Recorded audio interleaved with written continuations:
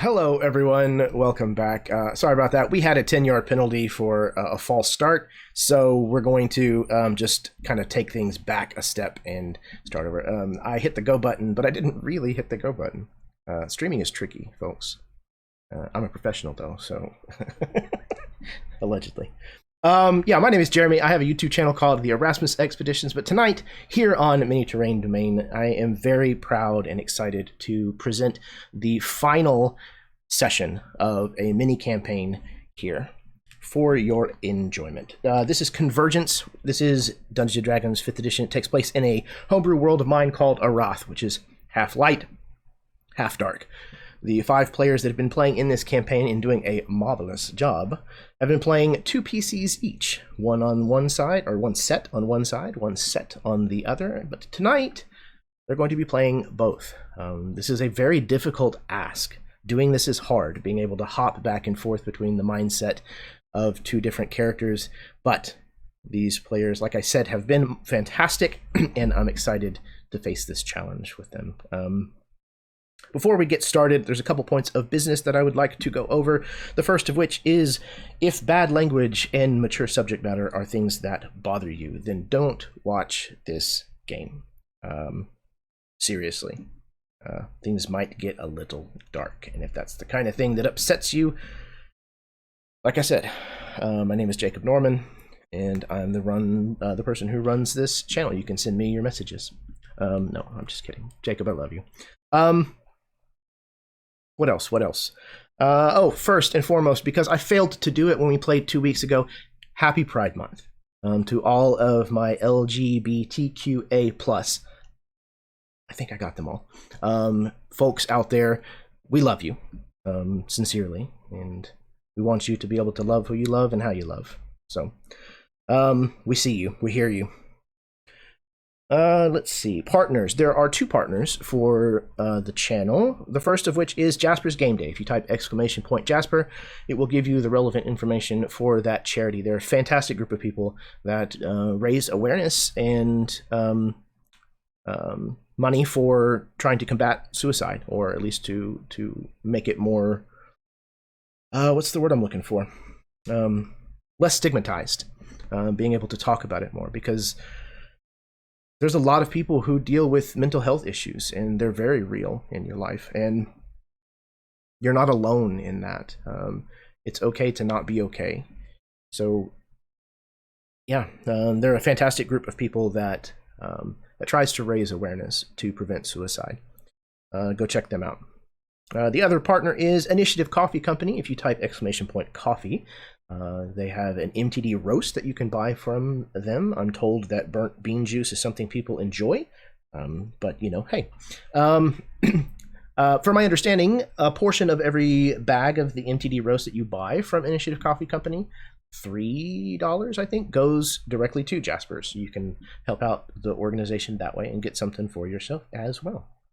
There's also a sponsor here on the channel, Talon and Claw. They make fantastic dice and RPG accessories made out of beautiful woods. Austin is going to show off and make me jealous again. Yep, there he goes. So you can see. If you type MTD Claw, !MTD Claw, it should give you their relevant information, and they're just a really cool company. The people that run it seem to be very kind. They are hardcore gamers. I know they play in a couple of games with Jake. I think they play Sea of Thieves with him on Sundays, which I've recently got into, and wow, I love that game. Anywho, the last point of business is that if you want to type !help in the chat, you can come here at any time, whether or not a game is being run here, and you can type !help, and it will bring up a number, or I think it's now just a link to a website that you can take. And it will give you the relevant numbers that you can call or text, regardless of where you live in the world. If you do find yourself needing to talk to someone, if you find yourself in that dark frame of mind and you need help, please do reach out to someone. There are people who are genuinely wanting to listen and try to help you work through the situation you find yourself in. I promise you the world's a better place with you in it. So if you find yourself in need of help, do reach out. Speaking of making the world a better place, I'm going to pass things over to my players so that they can introduce themselves, plug anything that they would like, and then we're going to get this thing rolling. M is not with us currently, but hopefully they will be here within 15 minutes, give or take. So they will be here tonight. We're just going to kind of truck on without them at this point. But we're going to introductions. Karen, why don't you go first? Hello, everyone. I'm Karen, also known as Myth and Gears. It's awfully quiet on my channel. Maybe sometime in the fall we'll get back to that. I am so excited for this. This campaign has been awesome so far. I'm really looking forward to what's going to happen tonight, and I hope I am mentally prepared enough to play two characters without going crazy. We'll see. The two characters are Darshepsa and Yukinil Tak. So I'm pretty excited. And I'm going to pass it on. Excellent. Yes, I'm very, very excited for this. Like I was just talking about before we went live, I really, really hope that this plays. But we shall see. All right, next up, let's go with Matt. Hello, everyone. I'm Matt, and I play Okex and Wodo. I'll be playing both of them tonight. And in terms of stuff I want to plug, I just released today on my Patreon a new one-page RPG called Sleuth and Sorcery. It's a game where you use a deck of cards to cast spells and solve magical mysteries in the 1920s. I'm really proud of it. I think it's a cool game. So you can check that out at patreon.com/MattClick. I'm so excited to be here for the final session. I really missed this game a couple of weeks ago, and things did not go well without me here. So I'm hoping that my presence will help soak up some of that damage. Thanks for having me, as always, Jeremy. Absolutely, my pleasure. And I read that today that you were talking about the spell sleuths. What it's called? Sleuth and Sorcery is the name of the game, but you play really cool spell sleuths in it. Yeah. There you go. Yeah, that looks really exciting. The 1920s is a setting that I just recently kind of dove into. I ran Jeff Doty's system that he's been playtesting, Glyph, and I like to run it as a diesel punk, or not diesel punk, deco punk type setting. So yeah, man, that sounds really cool. I'm looking forward to getting my hands on that and taking a peek. All right, speaking of taking a peek, or maybe can't wait to get my hands on that, Austin.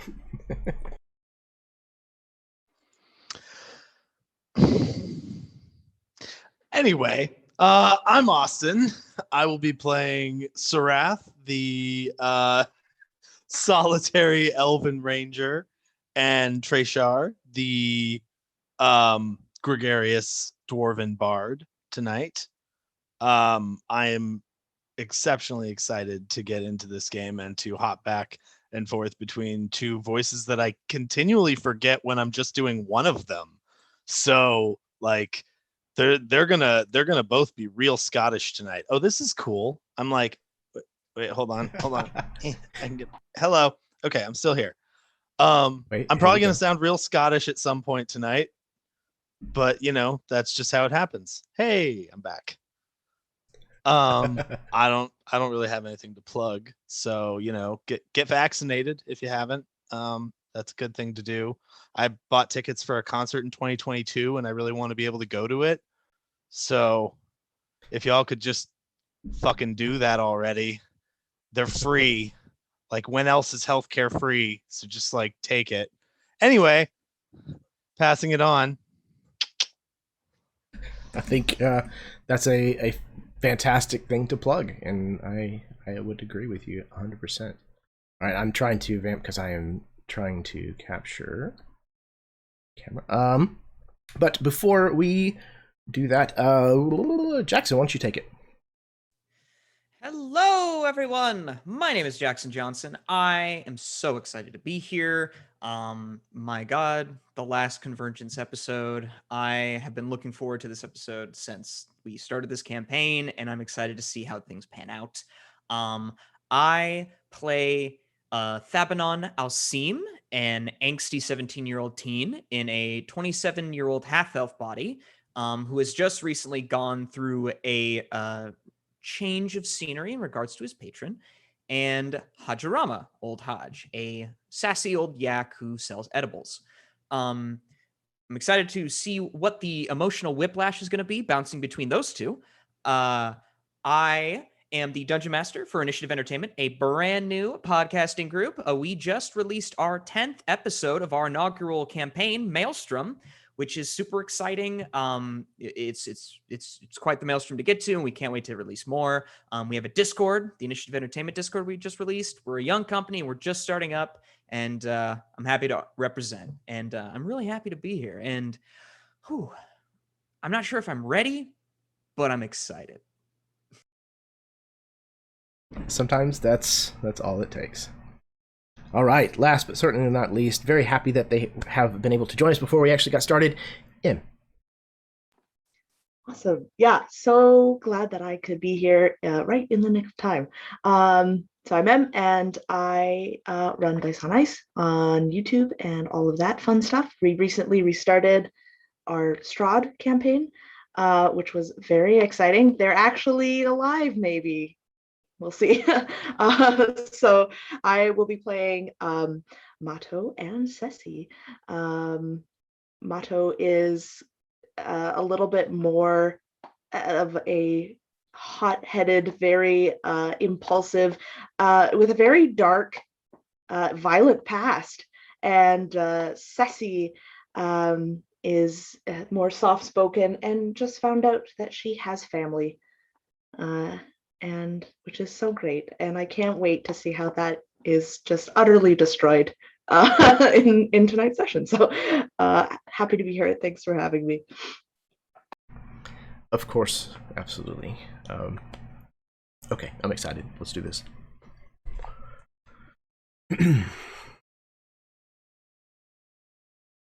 Most times, it is only at the end of a thing that we truly understand what we had all along. For it is only with the clarity of hindsight that we can fully appreciate the correct completeness of the past. And only then can we determine what bearing it will have on our future.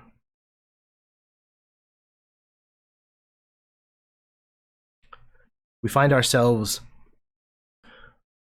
on the edge of the scorching sands of Tantharra.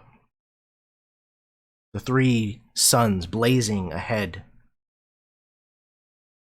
growing closer together now.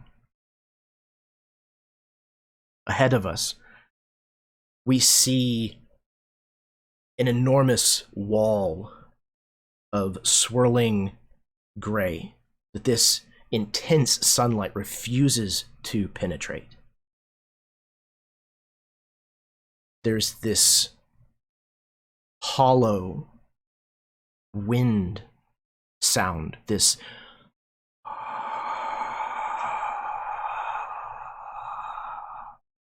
that seems to emanate from the front of this wall. Ahead of us,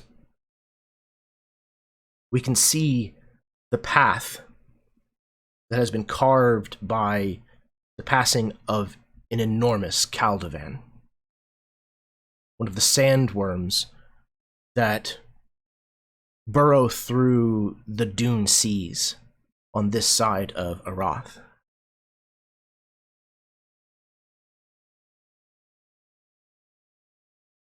Mato,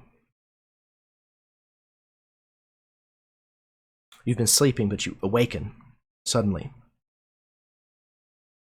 You find yourself dwarfed in the shadow of this wall of gray. The presence of this thing, being so close to something that is impossibly large, it's a moment before you realize that you are completely alone.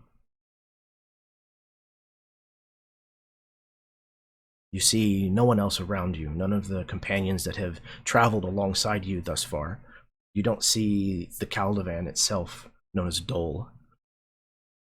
You seem to be utterly and completely alone in the face of this giant gray mass.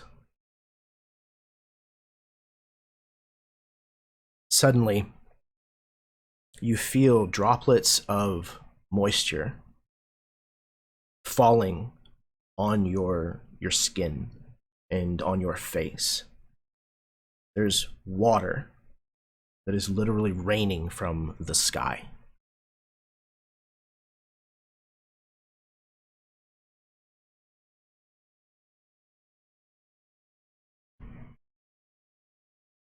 How do you react to that? Mato, I think upon seeing that he is alone, he has this nagging feeling within him to run, to leave. There's no one here to see him. There's no one here to hold him accountable again, like so many times before. He could leave. He could turn, walk away from this impending monstrosity that he is so uncertain of the fate that lies before him, and that is something that he has only felt once before when he lifted the bloody rock from his brother's head. And that unknowing, that fear rips through him again. But as this rain falls, he feels it cool on his hot skin. And he outstretches his arms and he looks up to the sky and closes his eyes, just taking in that moment. And he begins to laugh. He begins to laugh because fate has finally caught up to him, and he knows that he cannot run from this. And he will finally meet the judgment that awaits him, the judgment that he has run away from for so long. As you are basking, if you will, in this irony, you open your eyes and look down to see the water gathered in your hand, only to realize that you must have had blood on your hands, and the rain or the gathering water has not washed it away. But then fresh droplets land upon your outstretched palms and your upturned forearms, and you realize that no, the blood wasn't there before. Not from the rock that you just reimagined. These droplets that are falling from the sky are blood.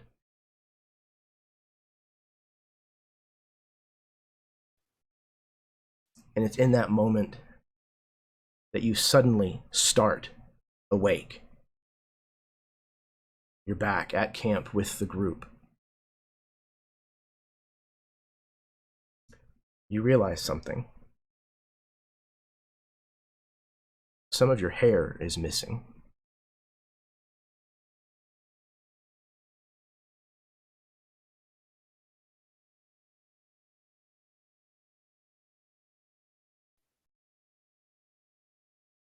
He's going to kind of sit up, and he like feels like the spot where there is no longer hair, this like bald spot on his skin. He wakes up with a start. He's gasping for breath, and he wakes up and he looks around at his companions, and both relief and dread flood him. But as he feels this, he kind of looks around, and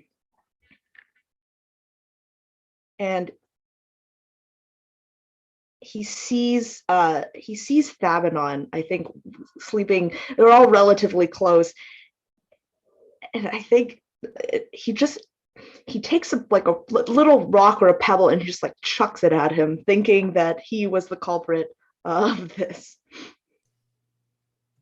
Ow! Motherfucker! And he like gets up and like pulls out his blade. Shh! Everyone, ready! We are under attack! He's like still like holding on to it like for his hair, and just he looks to you, Babylon. Right. Nice joke. What? Really? We're so close and you could resist playing a prank on me right now? Really? What is going on? Are we under attack or not? Don't play dumb. You know what you did, and he is going to like pull at his hair. What did? And Thabadon just looks around, realizing like there's nothing really going on. He just got woken up rudely by Matto, and he just goes. He puts his sword away, and he just goes, "Do you really think I am so petty that Yes. I would cut your okay?"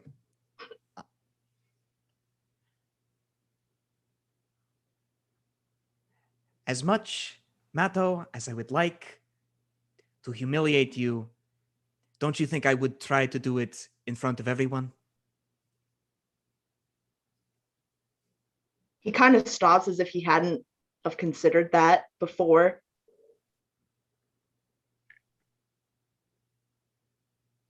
Well, then what who could have done it? What happened?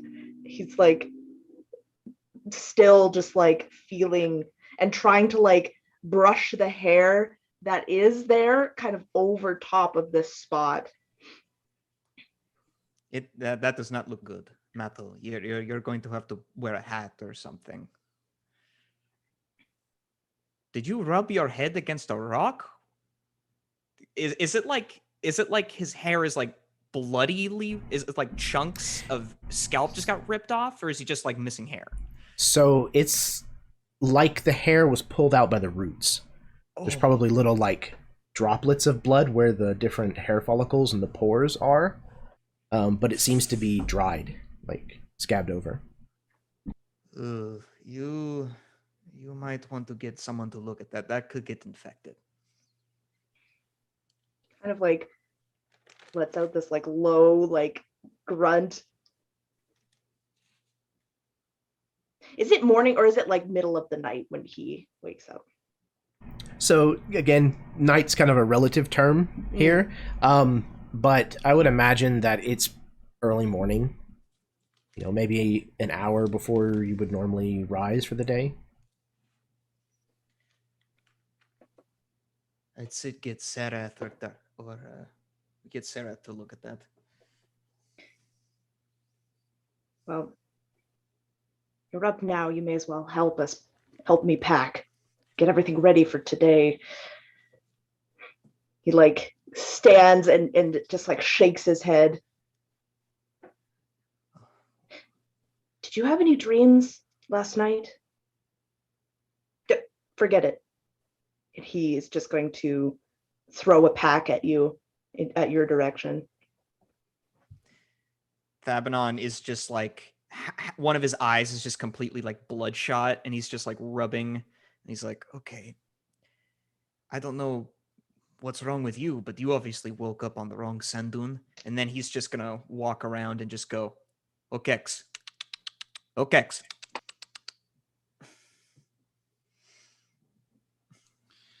Okex would be nearby, sort of just like plucking out quietly on his sitar.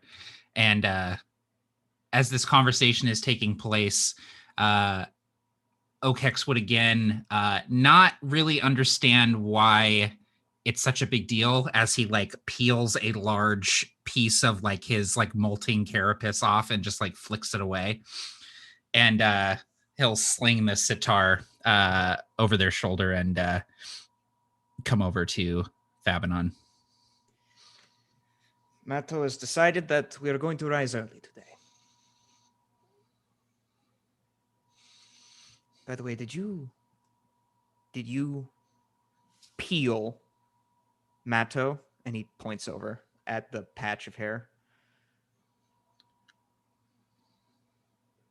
Okay. Thought I'd ask.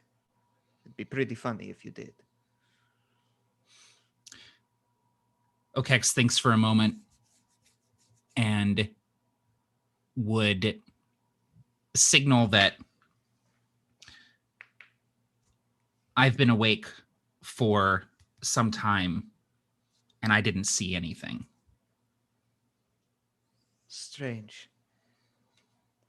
And then he'll think for a moment and go, mists have changed so much, more will change. And Okex will sign a common utterance, which is, this is only the start. Thabanon will nod, and then I don't know if this has ever happened between the two of them, but like Thabanon will actually pull Okex into like a straight up hug. And then he'll sign, this never changes. Okex at first is a little taken aback. Both pairs of limbs sort of up in the air, and then slowly one pair of limbs, and then the second one in sort of a unnerving but still somewhat comforting bug hug. Bug hug.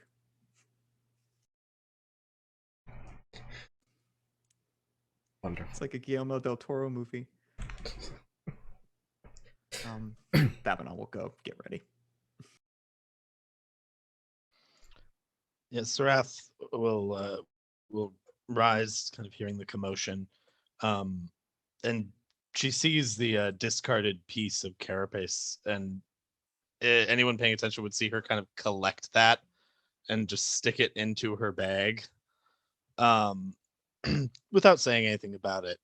But then she would, she's been wearing, pretty basic leather armor most of this time, but she starts to pack that away, and she pulls out a much more, like a thicker scaled hide. It looks like it's made from some sort of like lizard creature or something of the wastes, but it's a scale mail, and she's gonna dress herself in that. And she pulls a shield out, which she will strap to her back, and she's also going to pull out a heavy crossbow. She has outfitted herself for mostly desert ranging, but in situations of extreme danger nearing the gray wastes, it seems like this is the place to get outfitted for something more intense. So you see her with a very stern look. You see that this is not something that you've ever seen from her before. Like, she normally dresses quietly. This thing clanks when she walks. Like, this is not something she can hide in, or not disrupt the sand. This is a very different sort of mode for her.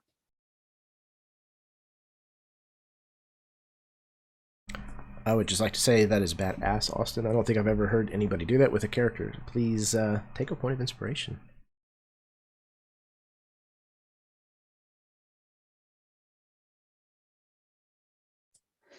Darshepsa has been, I guess, quietly contemplating and meditating while kind of staring at the gray that's not too far away at this point, when all the commotion kind of happened between Thabanon and Mato.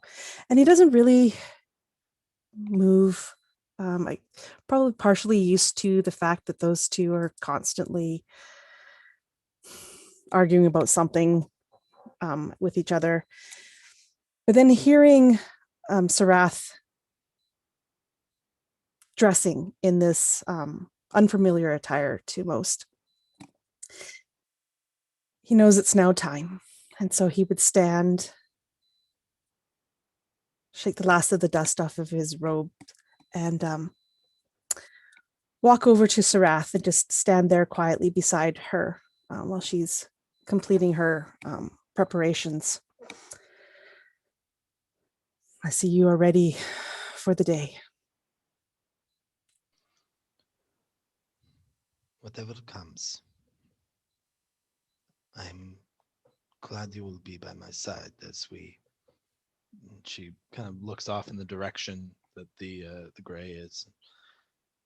She trails off. She says, I've never, in all my travels, I've never come this close before. Yes. I know you always kept your distance from it while I had to range in. Never ceases to awe me with its power, its mystery, if you will, its danger. I don't think I'll ever get used to it. And now here we are, preparing to go in. I'm not even sure I'm ready. Sarath gives a very small, warm smile, kind of glances down towards Darshepsa's dread steel mace and says, it's not surprising that you would find a sense of wonder in the terror. But again, I'm glad that you and your steel will be coming with us into this hellish place. Yeah, when she mentions the steel in such a way, Darshepsa's face falls slightly, like he knows that this is like a big schism between the two of them. You know, Sarath, I wish sometimes that things had been different, that I made a different choice that day. But I had to do it. It was the right choice. I thought the same thing for a long time. I wished that you could have made a different choice, but now, where we are now, I don't doubt that you needed to be where you went. We all ended up where we were supposed to be. Yes, and here we are again. And maybe surprisingly, he actually grabs your hand. Here we are again, together, maybe for the last time. There's no one else I would rather be here with.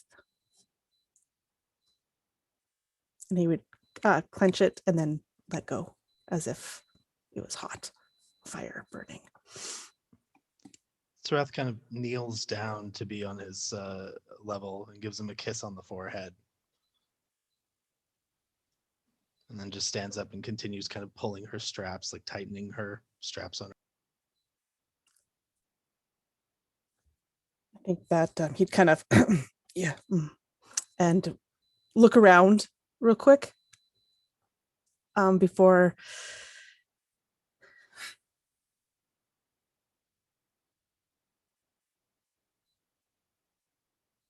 thank you, Sarath. And he'd walk away.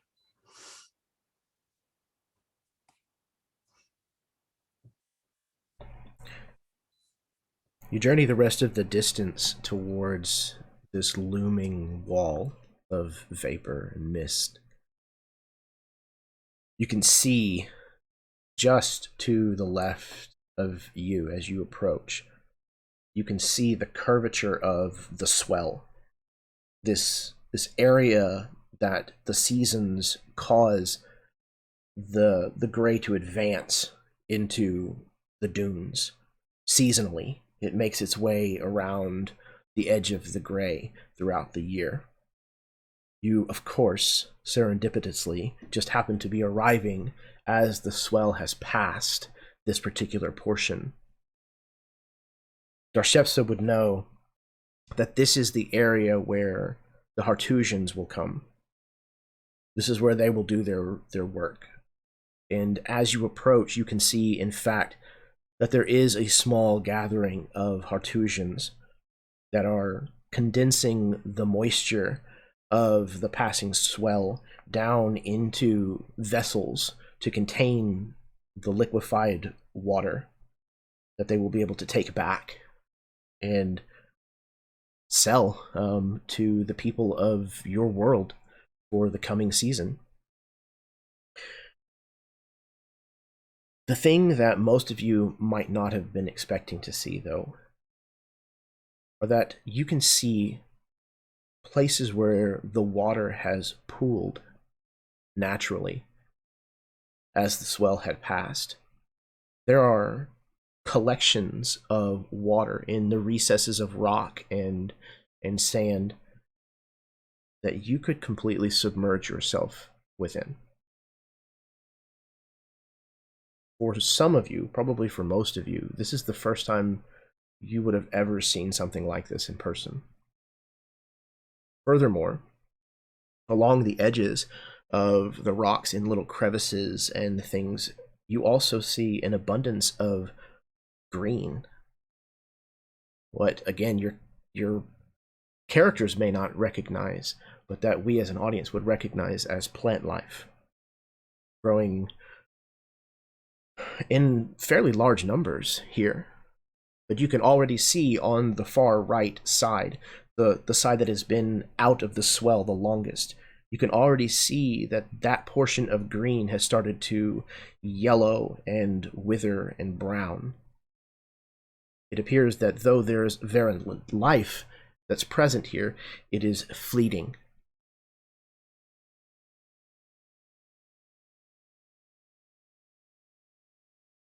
In addition, I believe it is Arrath, actually. You would notice something familiar. You would see these insects that are flitting from place to place, each one of them about the size of a fist, and they seem to be flying with their four large semi-transparent wings.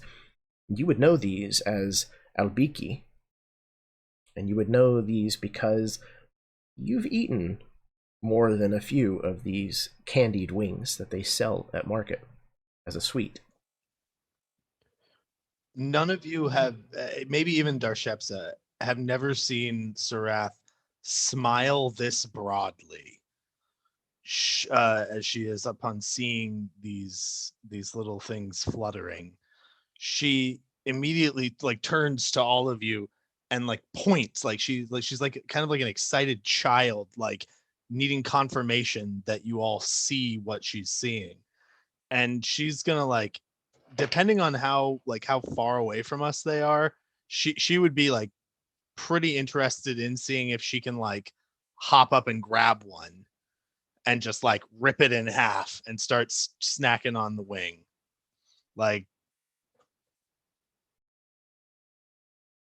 Hard she'll cut hold to OKEX. Yeah, she'll hold the other half out to someone else. It's not quite as good as when it's dried, but still sweet. I bet Thabanon, you hold it up to him and he just sort of stares at it, and then he turns to OKEX and just goes, you're good.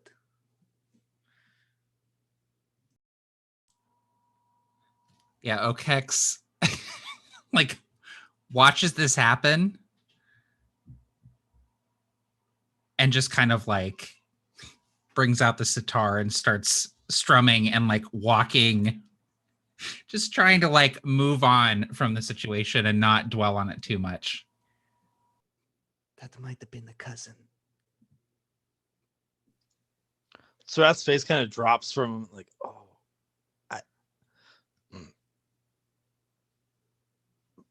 I'll try a little bit though. Just don't show him. Okay. That's not bad, actually. No, you should really try them when they're dried and candied. It's incredible. Mato, do you have any?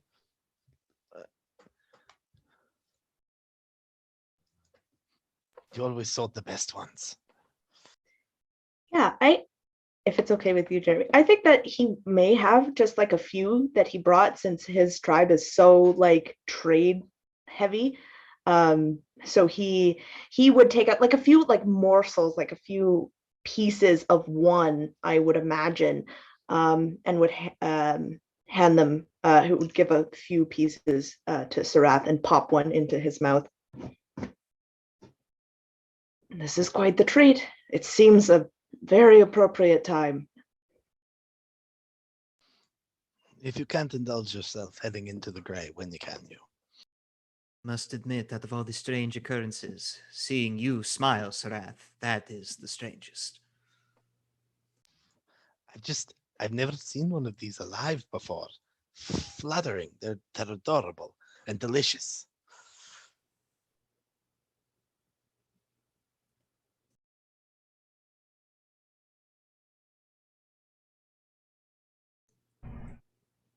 As you indulge yourself somewhat and make your way through these gathered collections of water, these Hartusians kind of stop what they're doing momentarily to watch your approach. And none of them seem to be eager to actually approach you or to speak out to you at all. They seem to just be okay with keeping their distance and their silence as you walk past. You can see as the water vapor begins to collect on your skin and on the strands of your hair, in the weave of the clothing that you're wearing,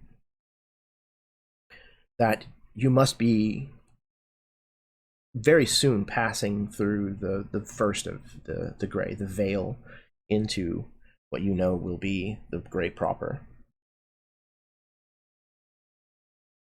You can see just as you pass underneath the cover, the shade that this wall provides, the last view you see of the suns is the three of them shifting closer and closer to alignment with one another.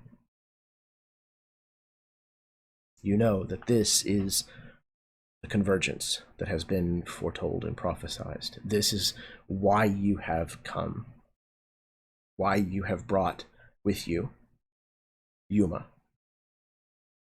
Yuma now is a man who appears from every measure to be a man in his 60s.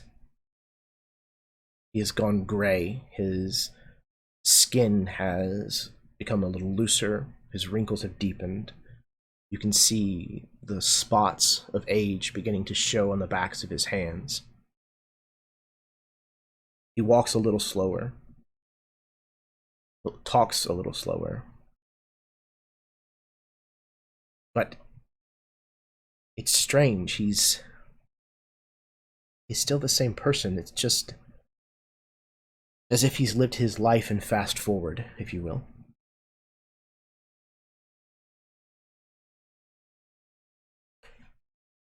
And with that, the six of you disappear into the darkness of the gray. It is difficult to see more than a few feet. Other than that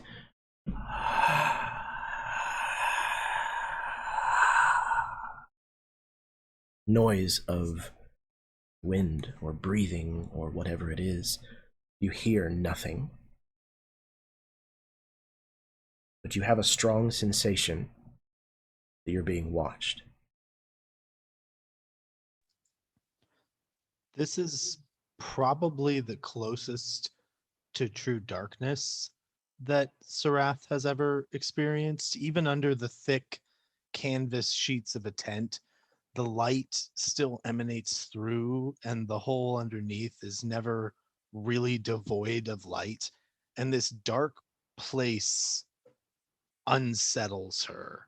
It feels as if something that you've always had with you has just been ripped away. And she's walking with her crossbow out, which is not, like normally being ready for battle and being expecting battle are not exactly the same thing for her. And she's terrified in this space, and she's probably trying to kind of walk out in front to scout as best she can for everyone, but she's clearly kind of rattled by this.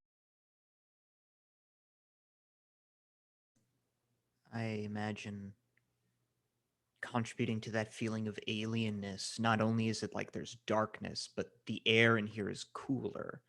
For the first time, probably for any of us, like, especially for Thabanon, there is no heat. There is just absence. There's even a little bit of moisture in the air. It's a completely foreign sensation to him. It gets under his skin. And anyone close to Thabanon would probably just feel his hand grabbing theirs just out of instinct. And the biggest bit of moisture, though, Thabanon probably feels is under his eyes, as he feels himself start to cry a little bit, as he realizes that he might not come back from this. And even though he's with people that he trusts, he just wishes he could apologize to Sine one more time. And he takes a deep breath of this strange moisturized air and clutches the closest person to him closely and says, "Would you do it all again the same?"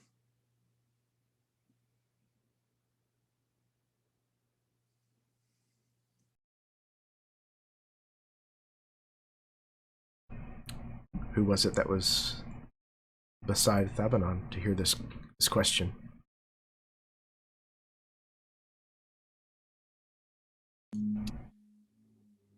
I think it might be Okex, as they see the tears welling up in their friend's eyes. Thabanon would feel one of those knobby, barbed hands sort of settle on his shoulder and just like squeeze very lightly. There's like the loudest lawnmower in the world, like right outside my office window right now. It's really taken away from the moment. It's a horrifying wailing spirit in the background. The gray has a lot of like white noise to it. Okex would just squeeze Thabanon's shoulder and bringing down their sitar as they're striding towards the gray and feeling the moisture on the air. This very, as others have said, this sort of alien sensation of having moisture in the air and not having it just be completely arid. And this song would start very quietly and very sort of subdued, and then it would kind of rise in volume as they stride towards the gray. And this song that Okex is playing is not a song that he learned among his people. It's a song that that Okex learned in their wanderings in this nomadic exile that they've been living in. And it's a song about the gray. And even though Okex can't really mimic the words, the lyrics, there's a melody here that is haunting yet beautiful, that really it evokes the gray. It feels like the gray looks. It feels like the gray feels. And for the first time, Okex conjures something akin to magic with their music. And Thabanon, I'm going to cast Heroism on you. You are imbued with bravery, and until the spell ends, you are immune to being frightened, and you gain temporary hit points equal to my spellcasting ability modifier. So you get like 5 hit points. But you feel this courage sort of manifest from out of nowhere, and the combination of Okek squeezing your shoulder and this song sort of lifting up out of the silence, rising above that hollow rasp of the wind, instills in you a sense of purpose. Thabanon would take a deep breath, and even though he still cries, he smiles. He's not afraid of death. He was just afraid of unfinished business of what could have been. But now he's not. And he leans into you, Okex, and whispers ever so slightly. Maybe enough for you to hear, maybe not, but he only says, "Perfect."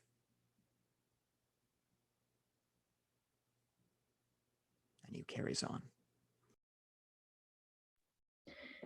Mato is feeling this moisture, and he can't help but think about that dream, that nightmare, that horrifying image in his head of the blood coming down. And he even would, every so often, he feels that moisture on his skin, and he looks to see if it's blood, to see if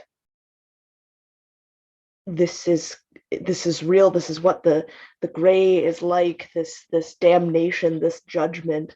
And he looks, and I think when Okex begins to play, for a bit he's so focused on this fear, on this paranoia, that he doesn't, but slowly the music kind of chips away and tears down at this feeling, and he realizes that he knows this song from travels, from interacting with people from the gray, or from who take water from the gray. And he begins to sing the lyrics along with Okex's strumming. And he gets louder and louder as the fear slowly leaves, as just this melody fills the air.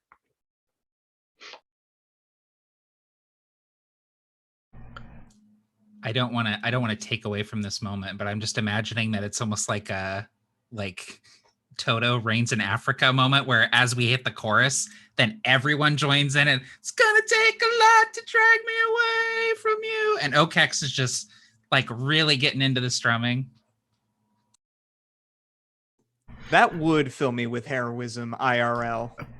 I think it does, actually. So Arrath is just like rattling on her chainmail, like making like the rhythm section. I'm playing the flute.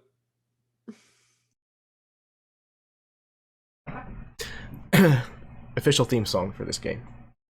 Expect the check in the mail. All right. We pull back away from this band of adventurers who press forward into this unknown space. And for the moment, at least, we see their courage, their heroism, carrying them upon this impossible task. As we pull away, in the distance, we simply hear the music fade and be replaced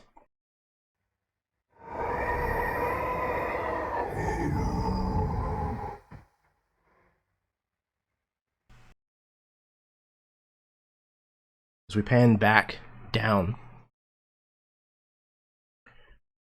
We see a different group of adventurers on the far side of the world, where the lands are covered in darkness, and cold. Snow blankets everything. This group makes their way back down from a tall, lone mountain peak towards the soft, glowing gray mists. Wodo, you have been sleeping, and you awaken. Before you is a wall of impenetrable mist. This vapor that swirls and almost seems to dance. The same colors that you can see in the Skyfire bridges that you know that take the ancestors from here to rest in the halls of Valsgavak. This green and blue and sometimes purple that just slowly changes and moves throughout the entirety of this enormous, it's not a structure, but it's almost a structure in front of you that stretches out and as far as you can see in either direction and threatens to reach out and touch the moon. When you look up, you realize the moon is still its crescent shape, hanging low in the sky from where you had seen it above the mountain before you had approached the temple. A familiar sight at this time. Ahead of you, looking out, you can see something moving in these swirling mists, these silhouetted figures. Just one or two at first, and then more, and then more. And as they approach the veil, the edge of these grays, you realize these are the silhouettes of your people. The silhouettes of giants. Dozens, if not hundreds, of them standing just on the other side of this mysterious wall. But when you try to call out, you find that you make no sound. Your voice has been silenced once more.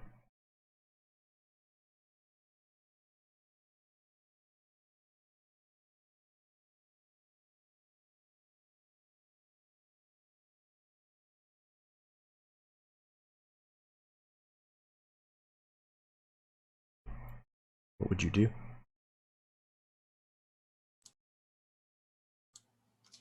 I stumble toward the mist, again, trying to call out to these shapes, these like nebulous figures, but no sound escapes from my lips. It's like even if I wanted to, even if I spoke the language, I could not communicate with these people.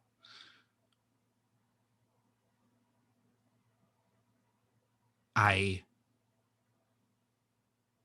run into this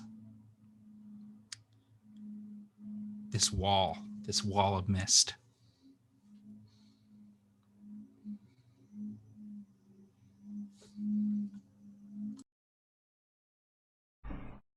You run headlong towards these giants, these shapes ahead of you.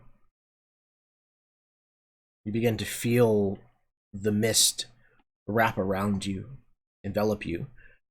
And just about the time that the light of your vision from this glowing all around you begins to dim and darken, you start awake when you're back in camp with the rest of your group, with the gray stretching not far in the distance.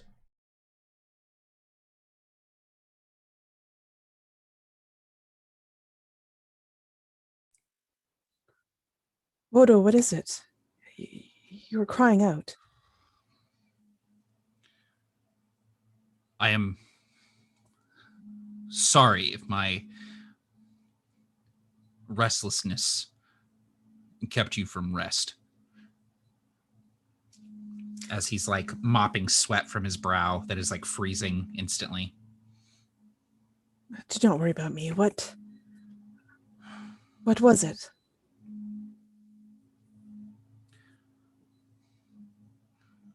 A dream, one I've had as long as I can remember. It's getting more vivid the closer we get to the gray. I don't know why, but I think I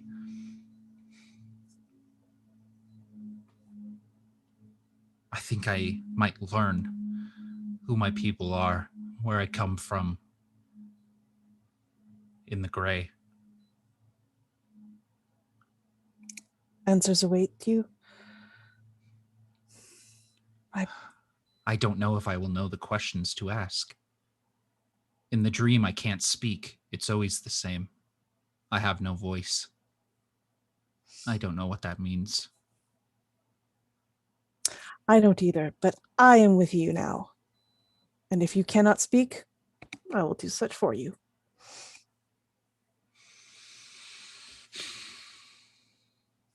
Thank you. Don't mention it. I know I do not often express gratitude or friendship or feelings of any kind, but it is important to me that you know how much I value your friendship. I think Yuka looks actually a little uneasy with this talk of like depth of friendship, etc. This is not how our conversations usually go. So she's a little uncomfortable. And to cover it up, she's like pulls out a flask that contains the last bit of I cannot remember the name of that lovely ale we had. That strong stuff. And she pulls it out and says, I think it's time for a toast. And she'll basically thrust it at you. He takes it gleefully. A toast. And let us be done with this talk of feelings. I agree. And Wodo takes a long pull from the flask and then hands it back. The flask is like comically small in his hands. It looks like a Cracker Jack box flask, and he just takes a drink and then hands it back. And you can kind of see Yuka's she passed it to him. She meant that, but you could kind of see her eyes as Wodo's glug, drinking it down, is disappearing. And she's like, you can see that she's like, well, maybe there's not going to be enough for me. And just as you last, you stop and you there is enough, and she's able to drink too.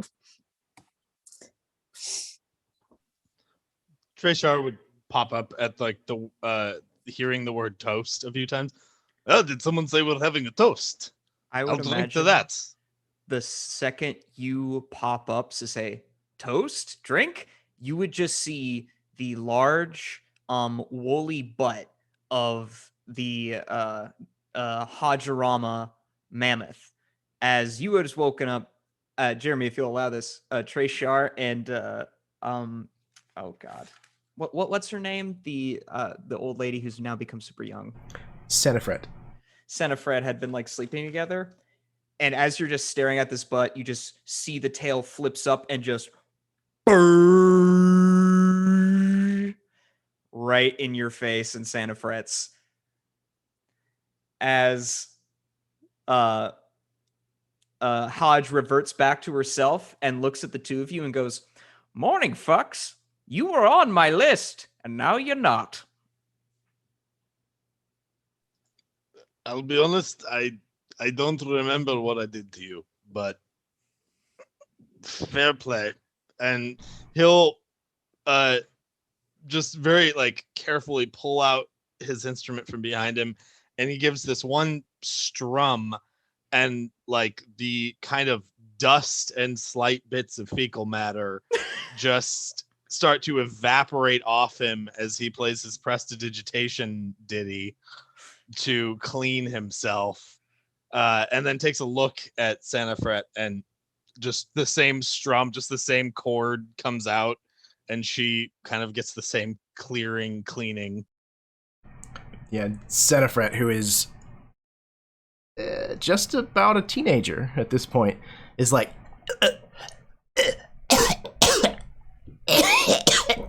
until you manage to get this spell cast on her, and she's like, I might skip breakfast this morning. Nonsense! You're about to die in the gray. Might as well eat something before you go. Lost my appetite.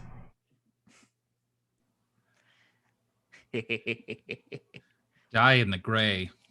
No, I don't think it'll be as simple as that. Die, ascend.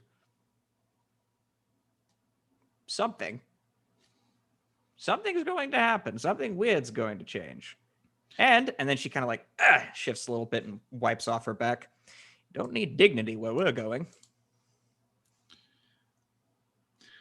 So that's your guidance. Something is going to happen in the gray. Well, I haven't had my morning coffee yet, young man, but give me a second and I'll figure it out for you. I'll give you a poem. As she prepares Poetry. her coffee, Freshar will very quietly strum that same chord again and cause the coffee to taste slightly of what she just covered us in. Let me just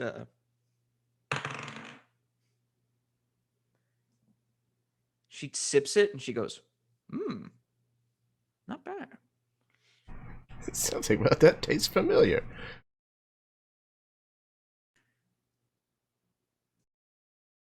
Tastes like that fish we had the other night. Cut coffee. Oh. All right.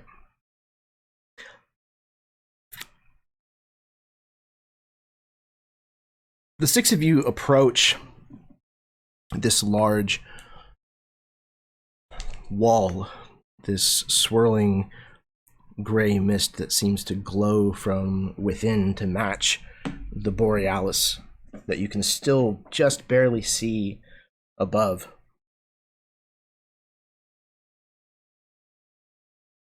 Sanafret is, as I said, ever growing younger. She now seems to be a teenager, and you can see that she still seems to be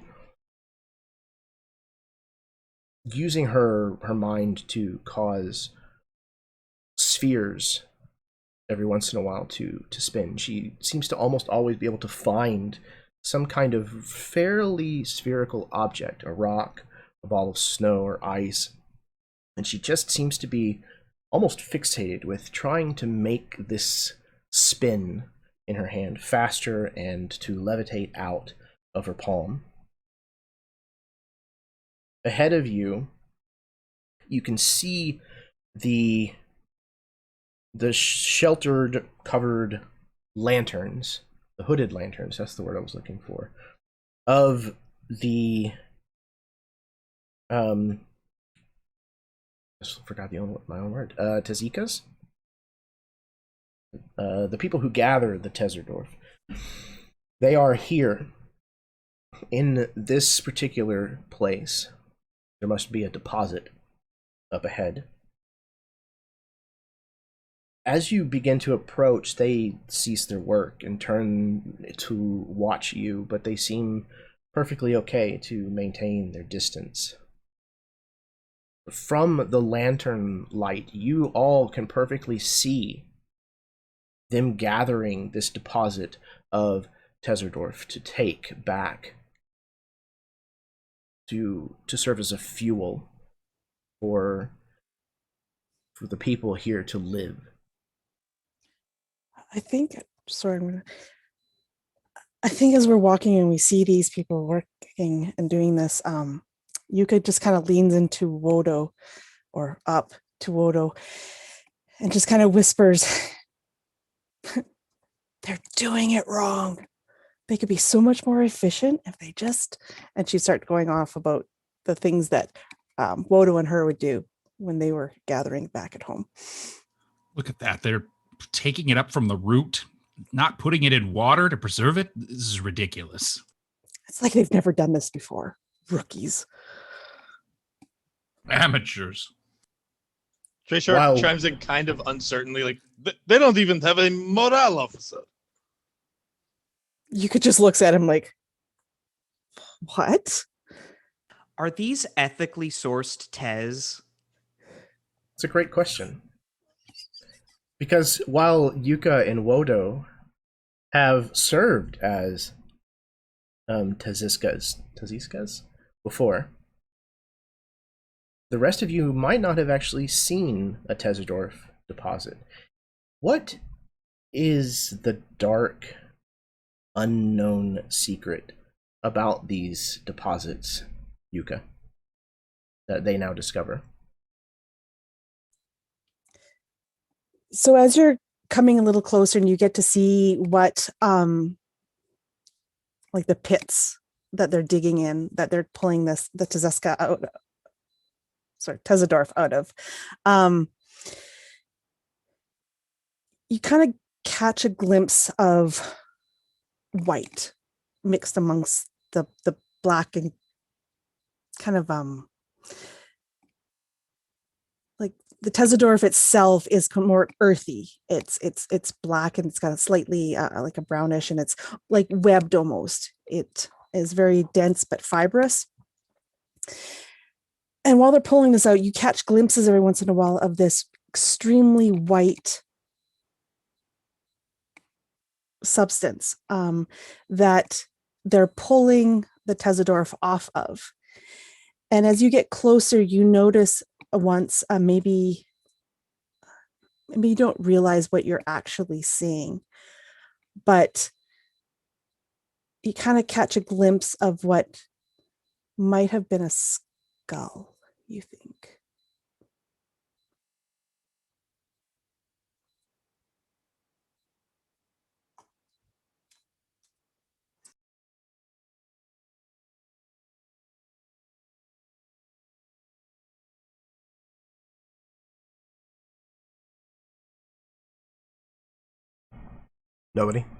Nobody's got anything on that? No reaction? I'm just processing it at the moment. That's fair. I've been smoking dead people this whole time. Awesome. That's badass.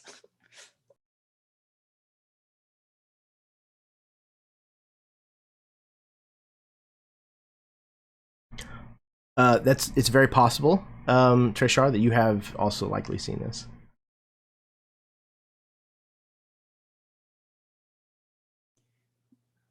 I imagine that as much as Hajirama would guide people to the gray and back, she would always maintain a careful distance from it, wanting to make the moment of her going into the gray special. And as she sees it, she like holds on to Ceci and grips her hand lovingly, and she goes, "Oh, Ceci, I wish you could see this. It's so beautiful." Ceci. Actually, hearing you say that, wait, actually, okay, hold on one sec. I'm gonna just send you a message real quick.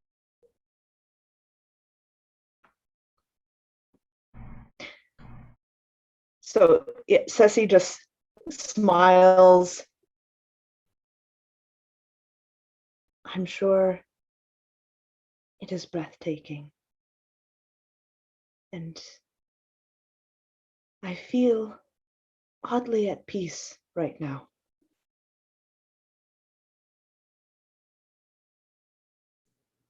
Yes. There's often a bunch of hullabaloo made when you think about going in. The final frontier, that is. I'm oddly at peace too. I just thought I'd be going alone and not with you. Trishar kind of overhears this and will place a hand on Ceci's shoulder and say, "It is truly something to behold." And he'll start to hum a tune, and he's going to cast polymorph on Ceci to make them into a creature, whatever the most intelligent kind of creature I can is. They'll retain their personality, but they'll be able to see, at least for the time, they'll because it should polymorph them into a creature that has sight. So just long enough, as long as they want, because then kind of waiting for a sign to hold back, end the spell.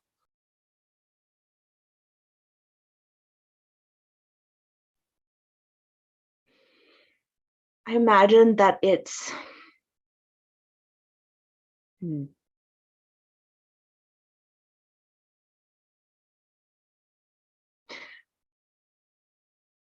I imagine it's probably like this bird-like creature that has been, always upheld for its wisdom, maybe like owl-like almost.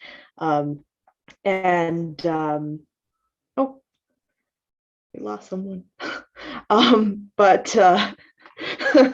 so Ceci sees this, and you see Hodge that immediately Ceci is very unsure, there's a moment of panic, and Ceci, you see the flutter around a little bit, but eventually Ceci gets their wings and they kind of flap up and they rest on Hodge's shoulder. And you can see that their eyes are just wide, just looking around, and just rests on you, on your face, Hodge, and rests, and then turns and looks at Yuka, and looks at Yuka for a very long time, and you can see there's this moisture in this owl's eyes. And you hear and you see like a shudder of breath.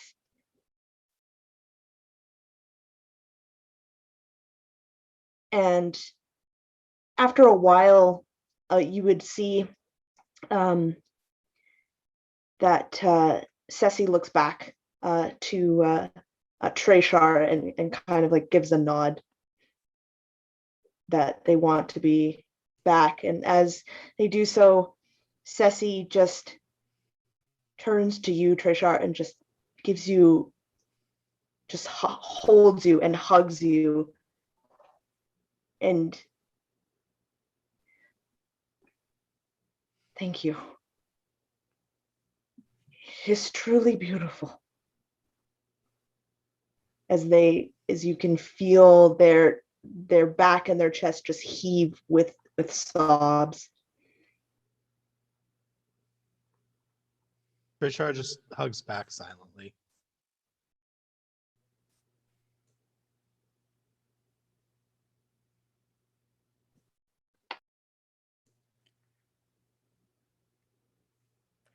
That was a good one, Trishar.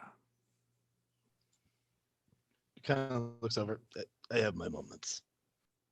She pinches your cheek lovingly.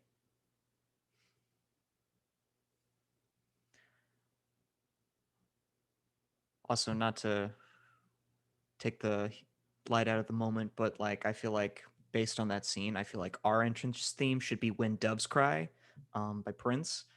I don't know. We can leave that up to the committee for a decision. But just a thought.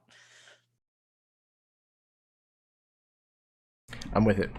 I'd like to see. Feels too sexy, but I'll consider it. Game's not over yet. Uh-huh. Just kidding. Okay. As you press past these pits and realize this about the deposits of Tezzerdorf,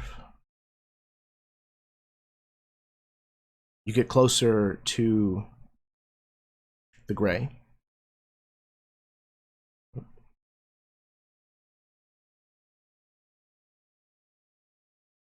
The lights themselves seem almost to reach out like tendrils, almost as if grabbing for you, not in necessarily a threatening way, just almost beckoning, drawing you forward.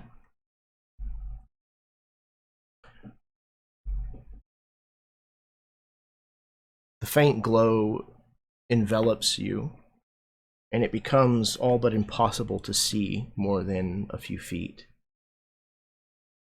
Something seems to be pulling you onward, almost as if you were now covering the last mile before a long journey home.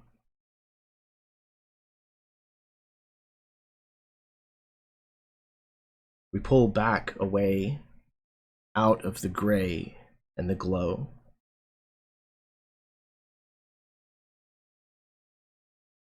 We begin to descend back towards the other side. But I think this is where we're going to take our break. So, before we get back to the heat of the moment, we're going to take a 10-minute break.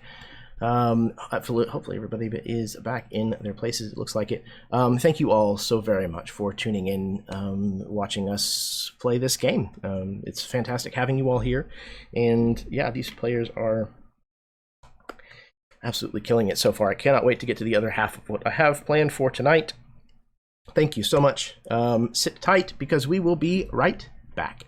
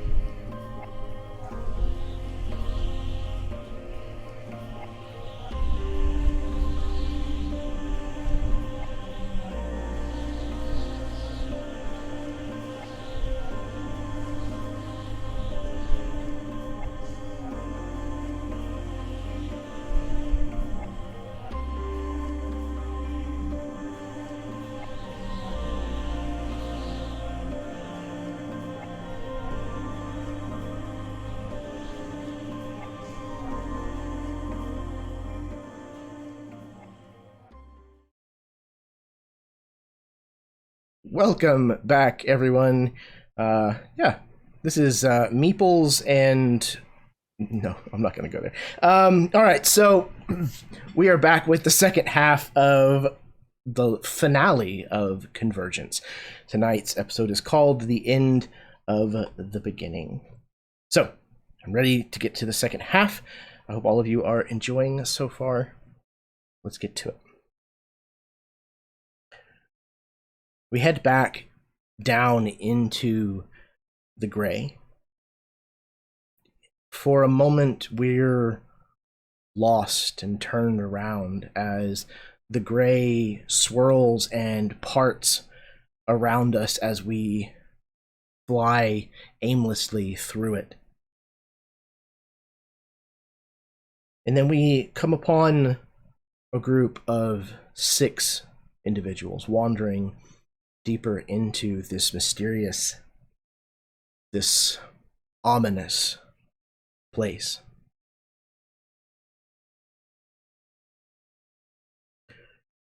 We see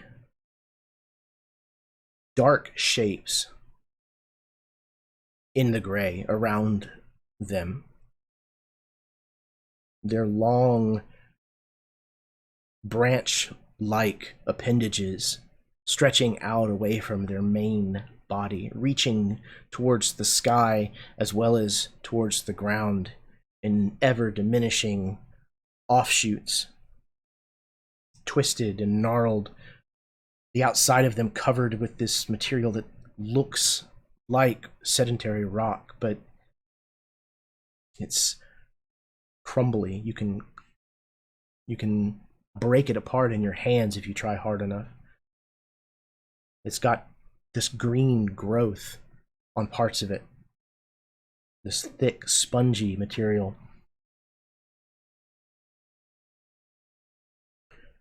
We see that Yuma has continued to age, now looking easily like he's approaching his 80s. He's having a difficult time walking on his own, needing some help here and there whenever the terrain becomes uneven beneath his feet. He has begun to lament consistently about how short life is, how it all came and went too fast. This is the kind of argument that you may be used to hearing from your elders, but it's literal in his case.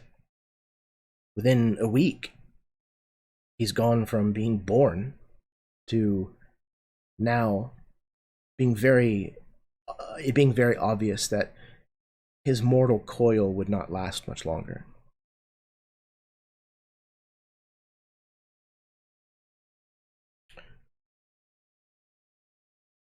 All of you have this sensation, this feeling that someone familiar is ahead of you, is in the direction that you seem to be going.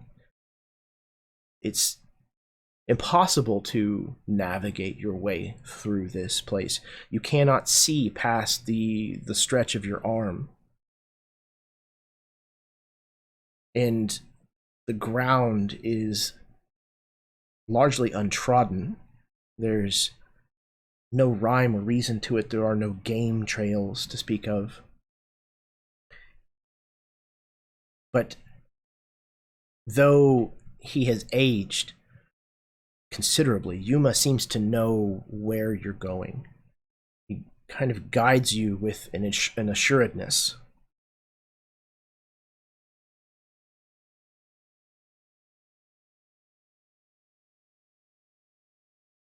As you're making your way deeper into the mists, and you have this feeling that you're walking towards something or someone familiar, you see these gnarled, reaching, dark shapes out of the gray. What is the conversation like?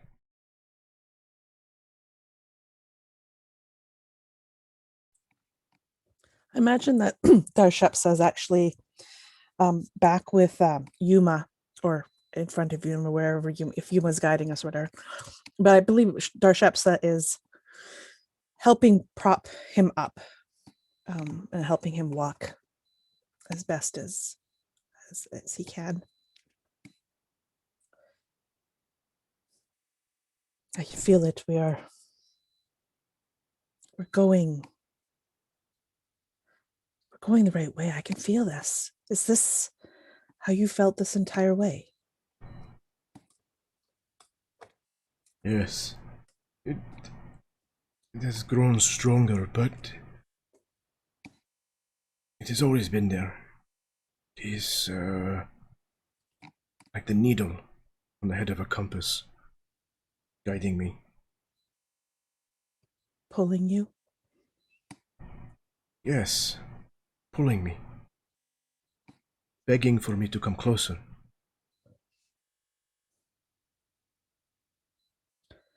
I'm sure it's different for you, but I too have felt that pull my life. It was strongest when I was traveling behind the swell.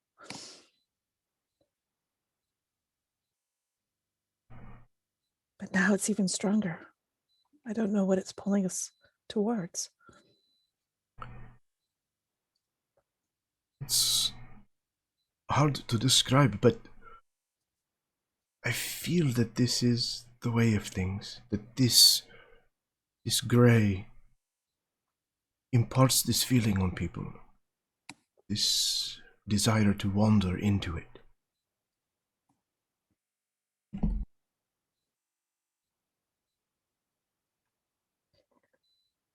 What's on the other side? That I do not know.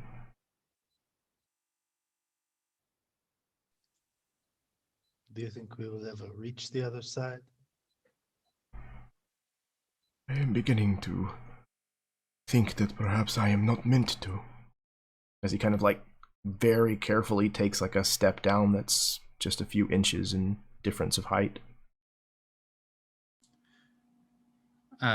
Okex comes up to his side and would offer one of their extra limbs as sort of a support for him to lean on.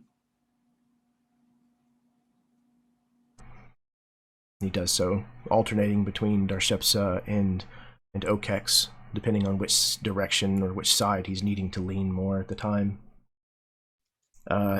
His pace has slowed.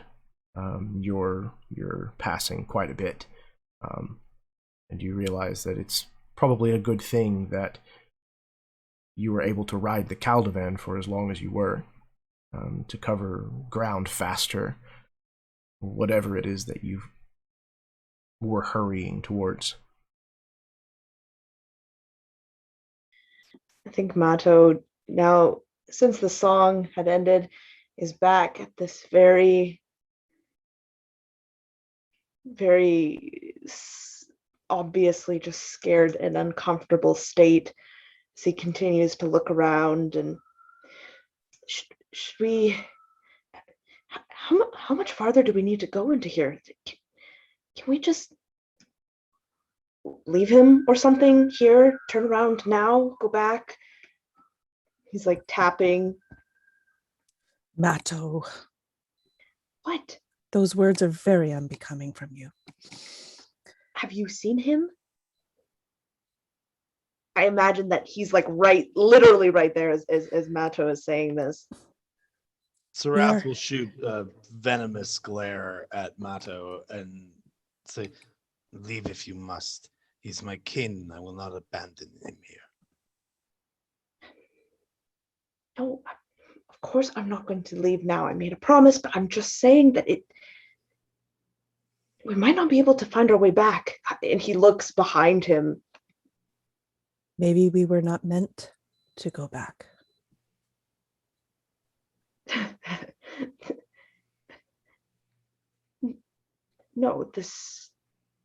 no, no, no. This was just a mission that he's like, he laughs and he looks, his eyes are flickering in between every person.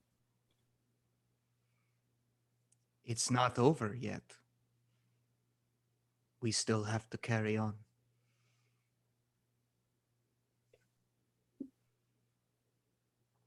Okex Tomato signs something that they've signed to you before. Where you walk, I walk. Where I walk, you walk.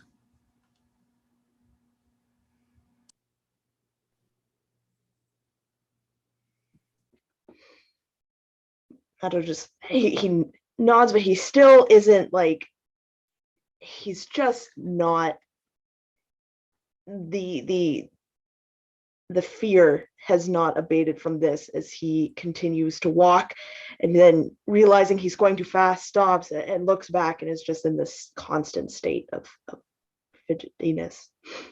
Mato, you must calm your center. Once you do, maybe you will feel the same thing as we do.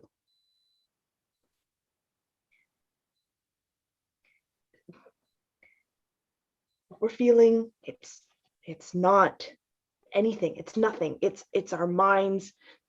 There's nothing. We're walking into nothing. Mato, You're thinking too much, Mato. What are you afraid of leaving behind? Well, maybe unlike you, I have a lot to lose. My tribe, they need me.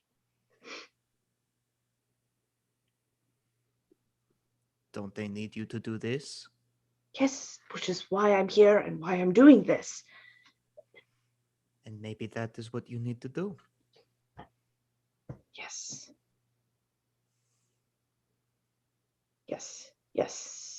That is what we're doing. That is why we're here. Yes, I understand that. Do you? Truly?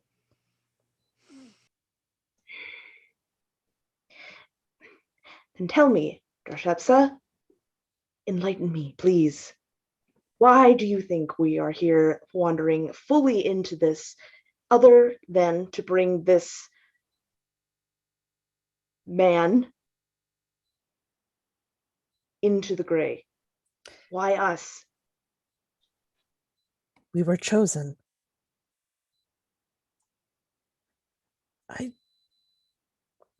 This is what you need to understand, Mato, what you must find deep within yourself. You are exactly where you are supposed to be.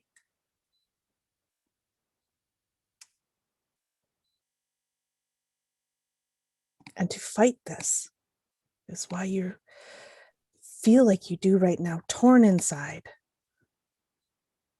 Stop fighting it. This is where you are meant to be.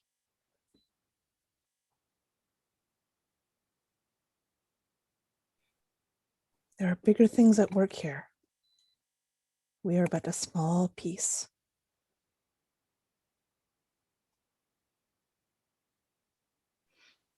Mato but just nods. You see that your words have comforted him a little bit, and he's slowed his pace and calmed as he looks to the rest and see if they are just as at ease with all of this as Darshepsa is.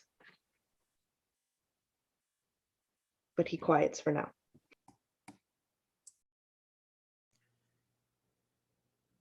Sarath would probably, just while watching this go down and helping Yuma forward. Maybe there's a moment where Yuma trips a little bit on your side and you try to hold him up, and Thabanon will come up beside you and help you carry Yuma. And as the two of you are carrying him on, Thabanon will just quietly whisper to you, Sarath, I'm sorry about your brother.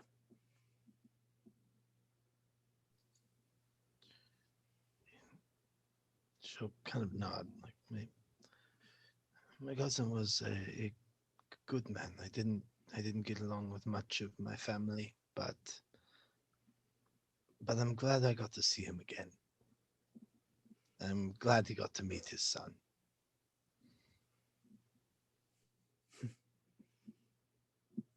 Here's to seeing him again. And then he'll help She'll you kind out. of pat Yuma on the back and say, if it's any consolation, I'm sure he'll take very good care of you once you reach him. I'd like that.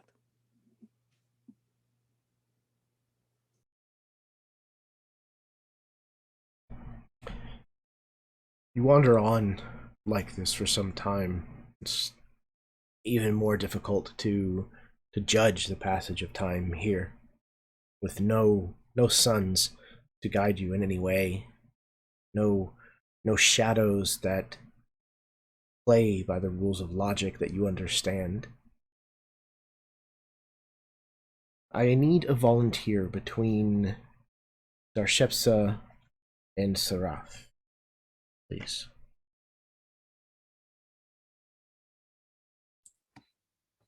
Okay. Oh, sure. Okay. Darshepsa. I didn't want to volunteer for too fast. All right. You're wandering along, and suddenly, out of one of these spindly, grasping, silhouetted sentinels, something leaps down from one of them and lands atop Darshepsa, knocking him to the ground. All of you can hear this kind of awful noise coming from this creature.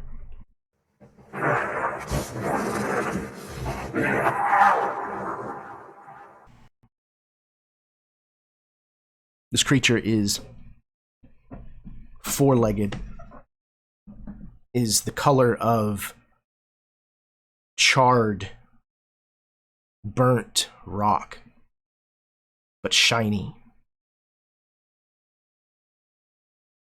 The teeth on this thing are every bit as long as some Paduva knives, though this creature is barely larger than a person.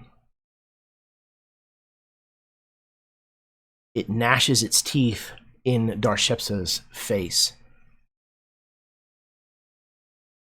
Darshepsa, what is your armor class? 15. So you are prone. This creature is atop of you.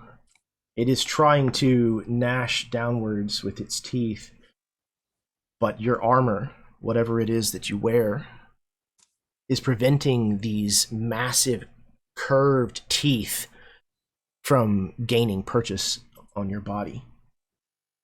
This wet, thick, viscous material drips from between its teeth, spattering upon your face as it gnashes and tries to bite you, but misses.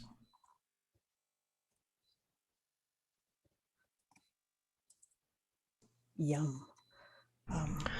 Can I return the favor? I would like for all of you to roll initiative, please. All right. And then, yes, eventually you will get to return the favor. Okay, not stellar from... A nat 20 on my initiative roll. Not too shabby for a couple weeks away. Saving up. Okay, so that's... Arrath and Darshepsa, roll d6s for me, please.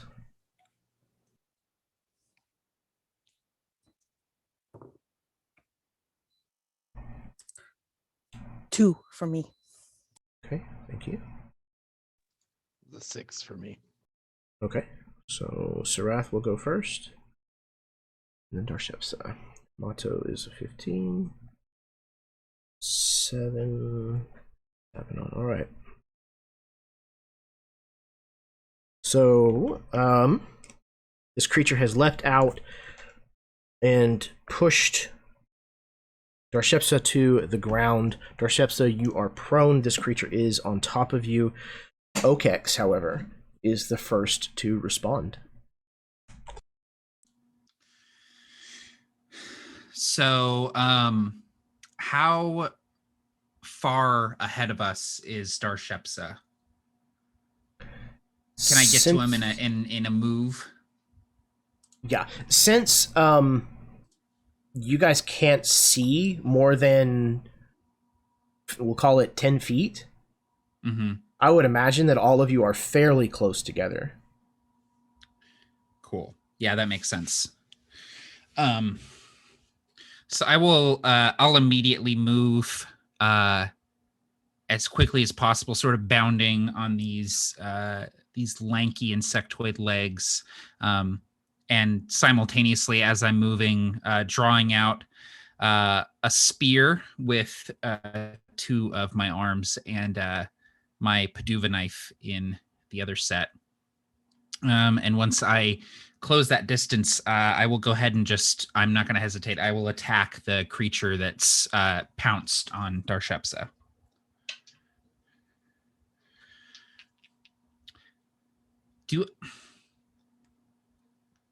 Okay. So for sneak attack, I don't need to have advantage if there's an ally within 5 feet of my target. But since Darshepsa is prone, I don't think that counts, right? I think it counts as long as they're not incapacitated. Okay. All right. Cool. Because Papa's got another sneak attack die that I want to roll here. So 16 on the die for the attack with my spear. So that'll be 21. Absolutely hits. Okay. Okay.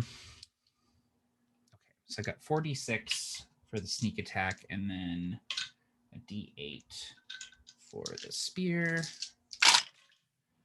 So 5, 7, 9, 12, 13 plus 2. So that'll be 15 on the first attack. So this is a minion. Hey! So you can describe what it looks like as Okex kills this thing. So Okex comes bounding forward, and they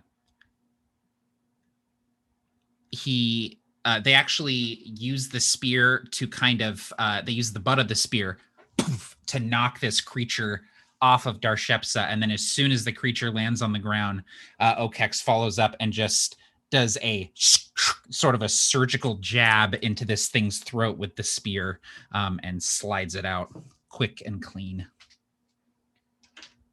And as your death blow falls upon this creature, you pull your spear out, and following immediately behind that kind of wet sucking noise, you hear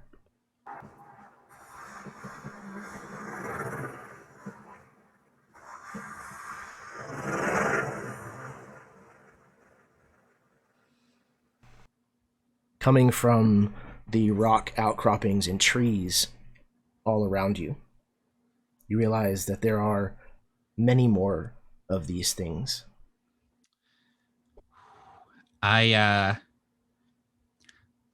If I can, I would love to use my bonus action with my second set of arms to grab Darshepsa and lift him up off the ground out of prone. And then I imagine us sort of like standing back to back as the camera's like panning around, and we're hearing all of these beasts all around us as we prepare for the onslaught.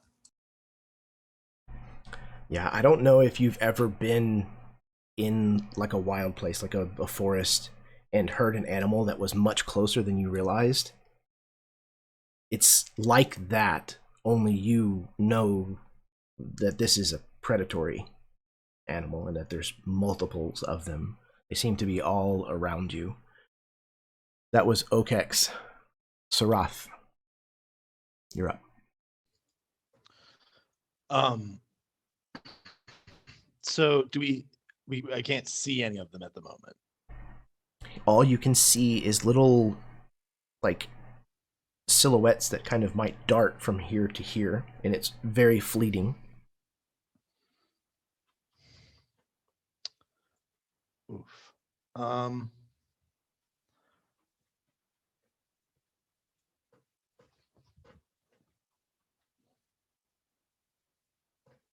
Okay. Would I be able to, how is it, does it seem too moist in this environment to light a torch? It's a possibility. So essentially there will be a chance for it failing. But we'll roll that and figure it out based on whatever it is you're looking to do. I want to try to light a torch and kind of toss it out towards them to just provide some source of light to see if we can maybe make it a little easier to see and hit these things. So I'll just reach into my bag of holding and pull out a torch and tinderbox and start trying to go at it as quickly as I can. Okay. So do me a favor, roll me a survival check at disadvantage. Ooh, I'm good at that.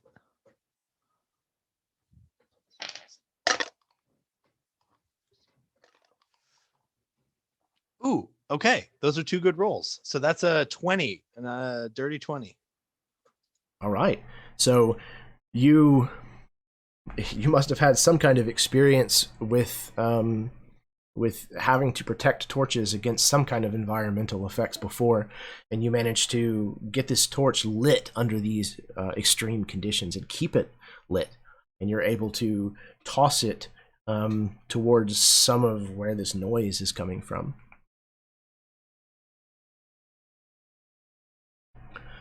Okay. Yeah, I can't imagine I can do much more because I don't want to move. So I'm just gonna kind of get my crossbow back in my hands and start aiming.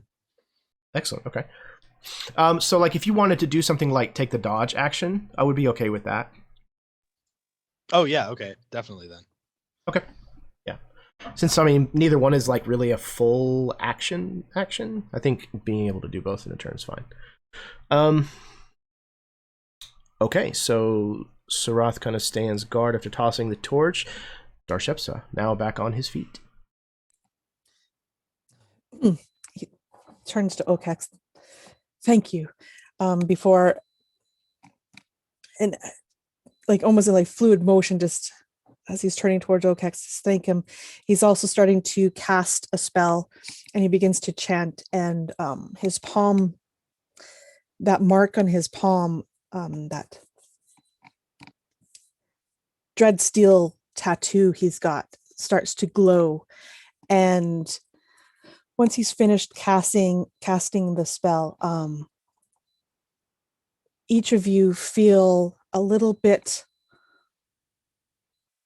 let's say the word rejuvenated, but a little bit lighter, that things are potentially, or more optimistic, that things are going to go our way. Basically, casting Bless at second level to catch all four of you. And then I would like to pull out my mace, pick that up somewhere, and position myself between Sarath and the creatures that we can hear, so that Sarath is physically behind me. Okay. Is Bless an action or a bonus? Bless is an action. Okay. Rock on. Okay.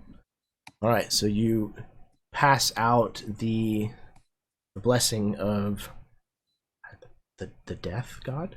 Yeah. And yeah. It's not our time. May he yet. not look. Yeah. May he not look upon you. So yeah, you kind of dole that out like candy. And Mato, it is now your turn.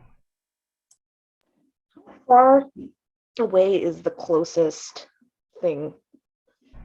Again, it's difficult to tell. I would say within 30 feet.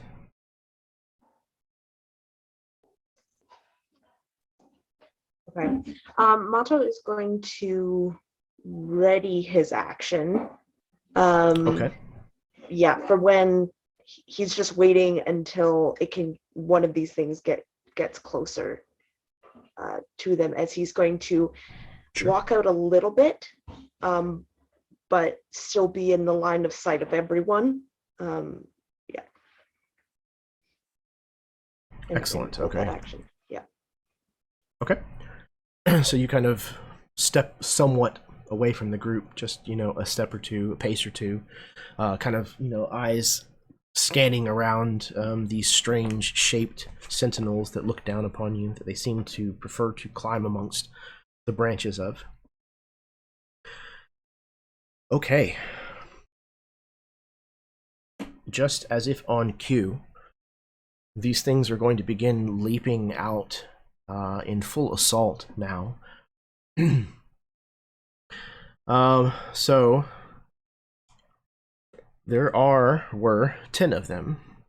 There's 5 of you. You were going to have 2 apiece that came down upon you. However, one of the ones that was attacking Darshepsa has been dealt with. So we're going to start with Darshepsa's singular animal that is attacking. Okay. This one that leaps out seems, if this was a pack of animals, that maybe this would be the alpha. It's hard to tell, but this one seems to be kind of the aggressor, at least now. And as it steps out, it emits this horrifying shriek, this ear-piercing, painful sound. They're doing their one-time ability called Pierce the Soul.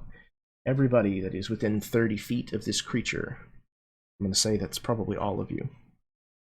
I need to make wisdom saves, please. Such a wise boy, Thabanon. Hey, Thabanon is wise. That's a 21. Don't forget the D4 from the bless on saving throws. Yep, Oh, good call. yes. Okay, Mato. Yeah, but a 1 on that D4 doesn't do much for me. Ooh. Make that a 24.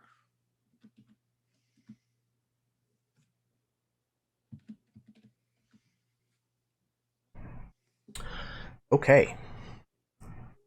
Mato, Thabanon, and Arrath. The 3 of you are going to take 12 points of psychic damage as this noise rattles your teeth in your skull, the way that we would understand someone's nails on a chalkboard might do. You feel this in your nerves. The other 2 of you, Darshepsa, Okex, you do not take this psychic damage. Unfortunately, however, you fall to 0 hit points instead.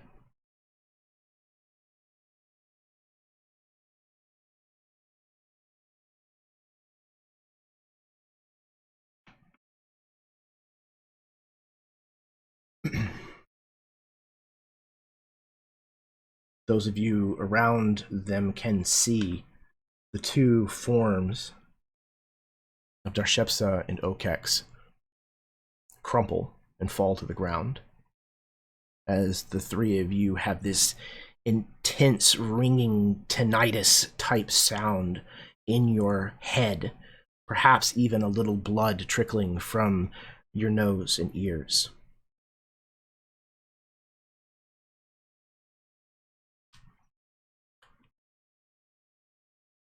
The rest of these creatures press in.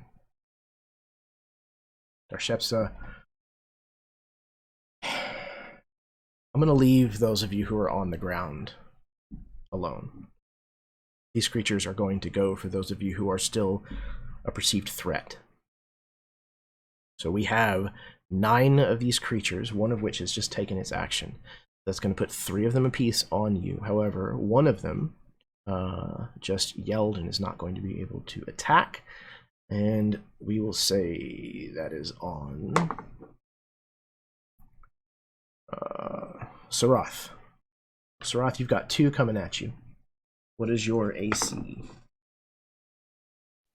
16 with the scale Fucking kidding mail. me. Well, And I'm dodging. oh, good, because I just rolled a 20. So dodge gives me disadvantage, which is a 4, and that's going to miss. So luckily, your keen senses, your heightened awareness, manages to stop what would have been a very deadly blow from one of these creatures as it tried to bite you. Okay, the other one, also at disadvantage. Nope.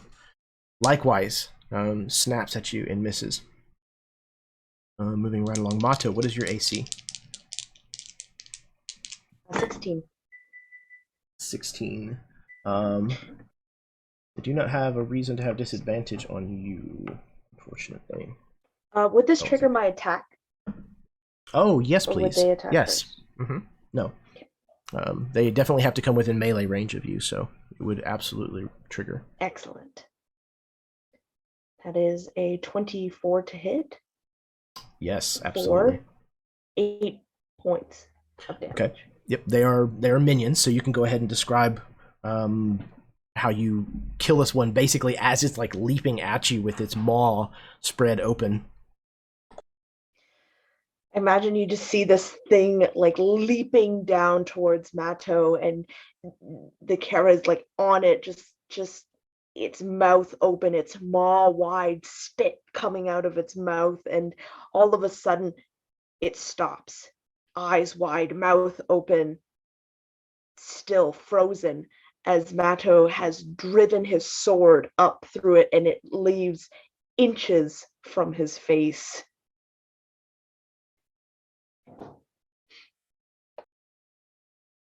Yeah, you feel the last exhale of its hot, humid breath, kind of flinging some of these tendrils of spittle kind of onto your face before it grows limp on the end of your blade, and you're able to simply cast it aside. However, there are two others that press the advantage at the same time, one of which leaps and just completely misses, but the other manages to bypass your armor. And you are going to take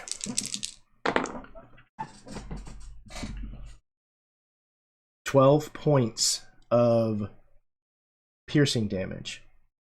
But they are also, with this bite, using their gift of Rend the Spirit. You're going to take 3 points in addition of necrotic damage, and your wisdom is reduced by 3 points.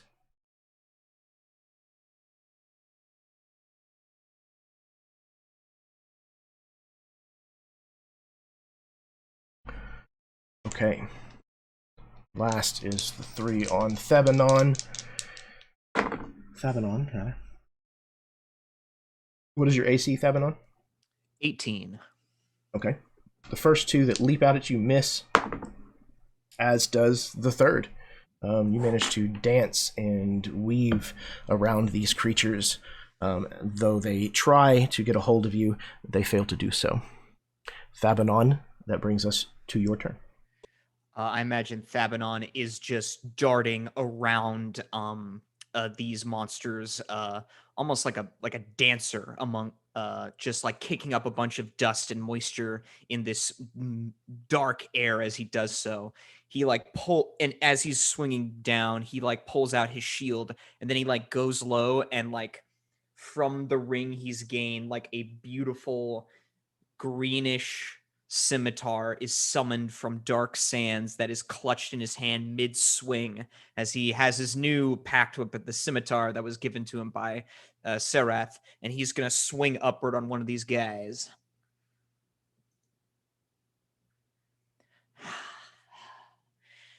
Jeremy, the streak is alive. That is a natural 20 for a 29. Well done. Okay, so with the situation being what it is, the fact that these are minions, you just rolled a crit. Describe to me how this sword blow kills 2 of these things. Oh, yes. I imagine he sweeps low, and then as it's summoned, it just cuts through one, and the force of his of his blade is so strong that it just carries through that one and then just cuts the head off a second one as they're both like lunging at him in like slow-mo. And then he like spins down around and looks at the last one, and then he goes, "Hah!" And then he goes for his second attack.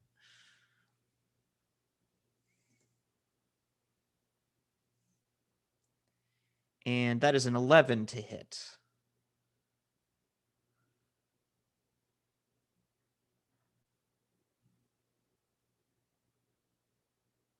Do you have a point of inspiration? I'd Would like like to to roll a spin? domain die. You could roll a domain die. Yeah. You can re-roll that. Yes. Thank you If to you'd all our like. subscribers. You're here. Sincerely. That is way better. That is a dirty 20. I think that that's going to work. It'll hit. Yeah. That'll stab right through him and just he'll swing upwards and just cut it in two. How far away is Okex's body? Again, I would say all of you are probably within 20 to 30 feet of one another. It sounded like all of you were kind of gathered around Yuma, trying to help where you could. And again, you can't see very far, so I don't imagine anybody would go much beyond that. Without a word, Thabanon just leaps and stands above the body of Okex, and then looks around in the darkness at everyone, and then does like the Obi-Wan Kenobi Surisu Form 3 pose with his lights, his scimitar, and holds his shield out in a readied stance. Okay, awesome. Do you have disengage as a bonus action? Is that I something killed Thabanon all has? 3 that were on me. You said Oh, there were you 3 did. that- You're right. Yeah. Absolutely. My bad. No worries. I got you, Matt. I got you. I so appreciate the deep cut lightsaber form lore. Yeah, when you got to save a Star Wars nerd, you protect them with Star Wars nerdadry. Matt, while you are all smiles and laughs, why don't you go ahead and make a death save for Okex for me? Shit. You know just what to say. Okay. That is a 2. That's a failed save. Okay, that's 1. Or is it? Wait, can you use domain dice on death saving throws? Okay, I'll Certainly use can. 5 of them then. Okay, let me roll again. That's a 4. So it's still a failure. That's 1 One down. more. One more. Come on, we've used 2 on lesser things. I can't. I feel like I Okay. will not allow It's myself fate. to do It's more fate than telling 1. you. Yep, it's gotta be. That's Gotta leave fair. it. That's fair. I'm kind of the same way. Okay, so that is a fail. It is now Sarath's turn.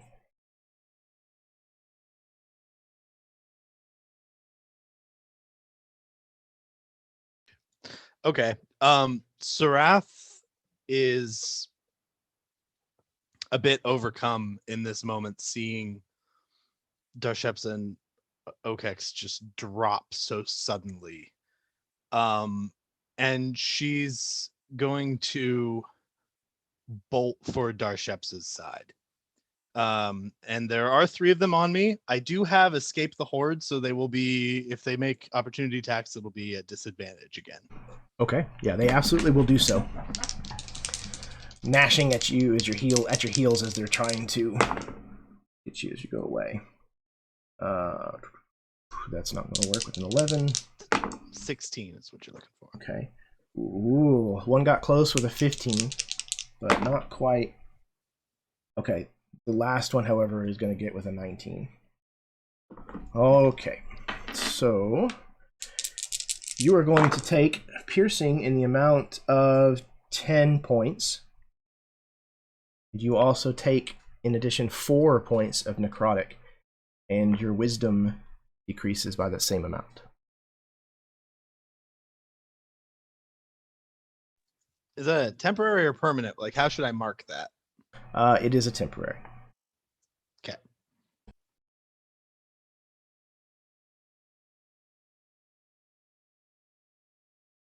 So as soon as she gets to Darshepsa's side, she's going to kneel, kind of pull him up just a little bit, and kiss him again on the forehead, this time casting Cure Wounds. And I'm going to do it at first level for now, just to get him up, because I think he's a more adept healer than I am. I know my basics, but so let's see. Is that a D6 on Cure Wounds? I forgot. I think it's a D8 plus your spellcasting modifier. Spellcasting modifier. Okay. Oh, hey, that's a 7, so 11. Wait, is that right? What's my spellcasting with this one? Oh, my spellcasting is my wisdom. That's unfortunate because I just lost 4 wisdom. So I have 12, which is a 1. So that makes it 8 instead of 11. 10, whatever. It's our 8. But enough to avoid a death saving throw and have a turn. Yes. That is also true. Okay.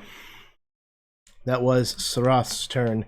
Darshepsa, before, in the nick of time, before you had to roll, you are now conscious once again, taking in a gasping inhale, perhaps, and it is your turn. You are prone.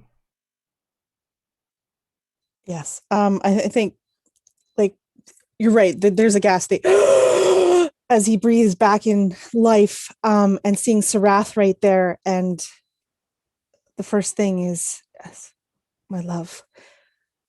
And then it's like immediately what just happened, and he's looking around, and I imagine he notices Okex on the ground almost immediately.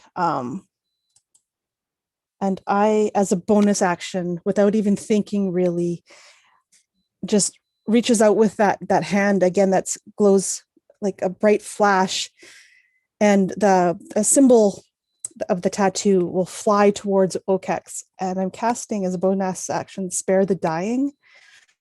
And I can do it from range because of being a cleric of the grave. So that's the first thing. And then I think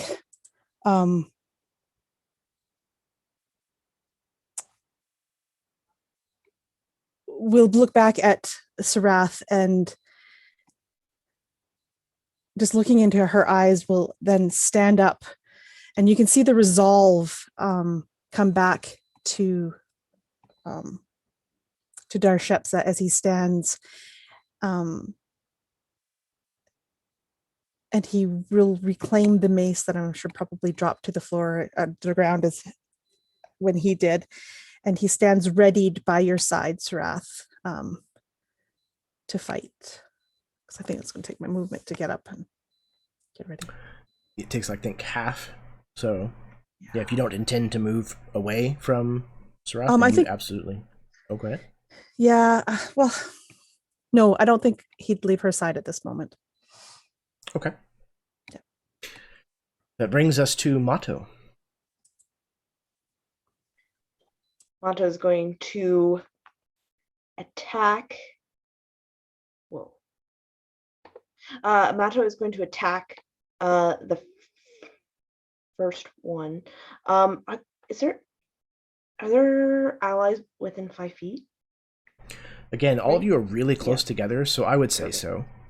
Excellent. There's at least one of the 3 of them on you that would have someone within 5 feet of it.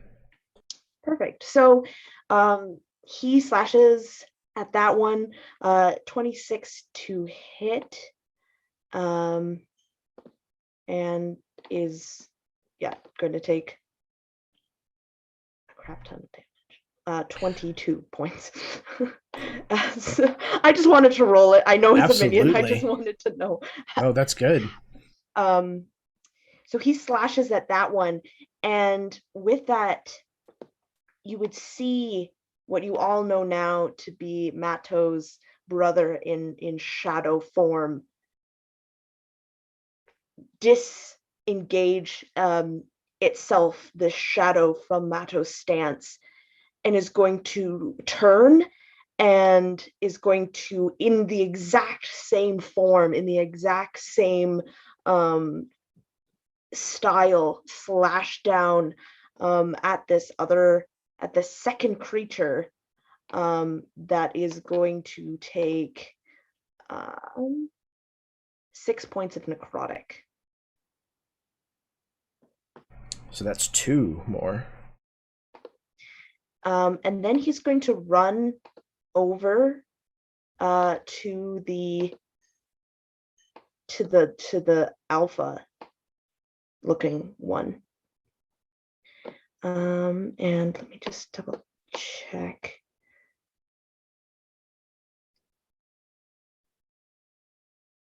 Okay, and then he's going to use his bonus action, offhand attack, to attack that alpha. Oh, and that's a natural 20.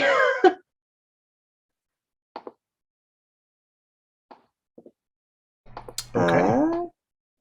4. This one, do roll your damage on, please. 6 points of piercing. Okay. And He is that still his up. turn. Okay. All right. It is their turns once again. There are 3 of the regular ones in the alpha. Okay. Let's see.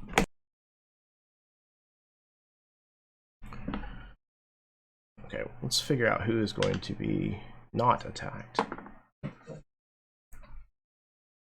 Okay, Thebanon. They are going to leave you alone, apparently.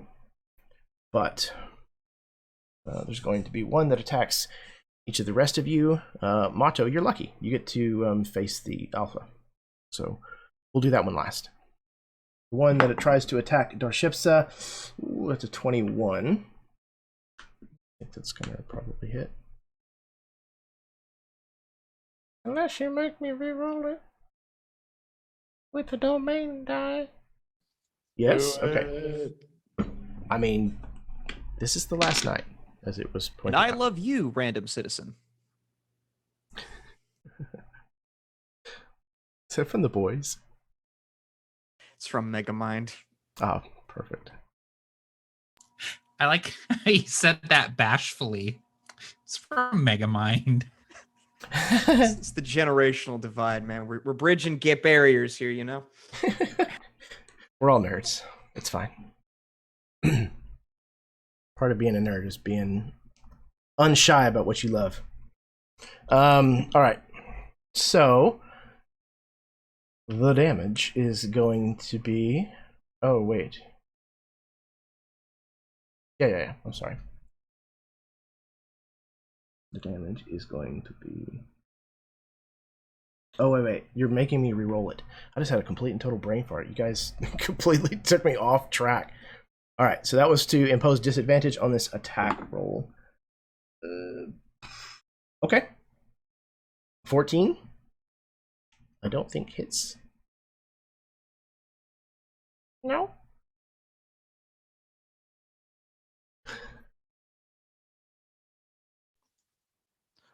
I'm sorry. Was that towards me or Darshepsa? I thought it was Darshepsa. Oh, I'm Okay. sorry. No, No, that's my bad. I thought it was We're all messed up here. Who's running No, this boat? 15 is my wisdom- AC. It's the wisdom drain. It's getting It's us. actually hitting the players. No shit. Somebody's got some short-term memory issues. So then that will definitely miss you, Darshepsa. All right, next up is going to be against Okex. Is a 13. I don't think that hits either. If this I'm guy's trying to attack at 0. Okex, I'm right on top of Okex. Would that give me an opportunity attack? That's fair. I forgot that he's actually still down. So they would be going after Thabanon instead then. So Fair. Cool. does a 13 hit Thabanon? Oh no. Okay, I didn't think so. All right, moving right along. Sarath. Uh-oh, that die is going forever. 10's not going to hit you either, I don't think. All right, last but not least, Motto. I don't think a 13 hits you either. No? Okay. So, unscathed do the lot of you emerge from this round. And that is going to bring it to Thabanon's turn.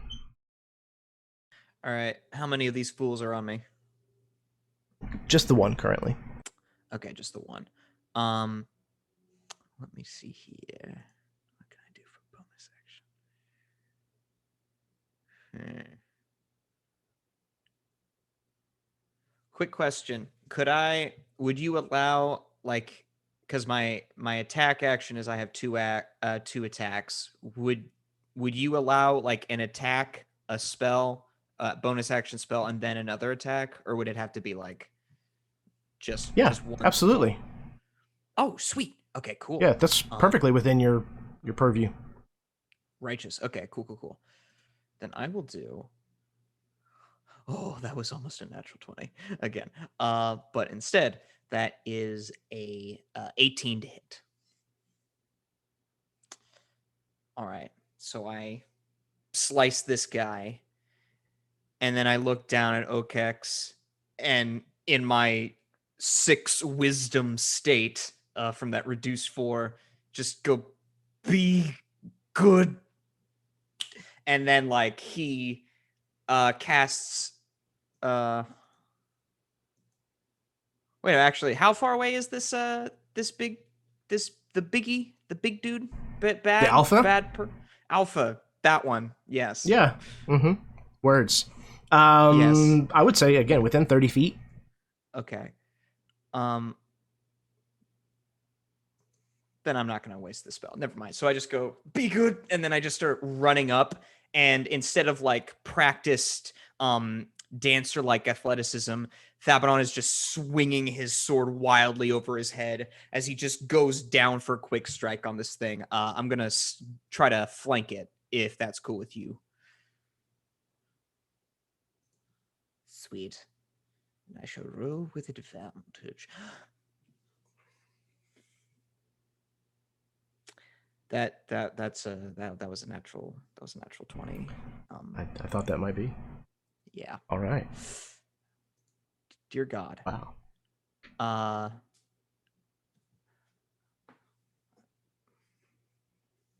It always takes me a second to remember, like, oh yeah, Jeremy does crits this way.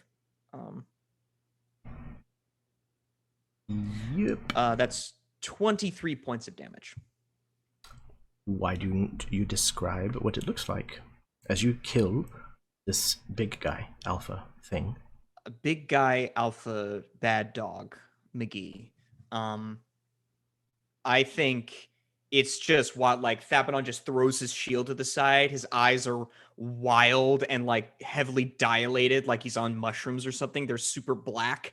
And then he just like takes his scimitar with both hands and just leaps up, screaming like an animal, and just drives it into the back of this thing with all of his weight, fully on like slumping against the back of this thing.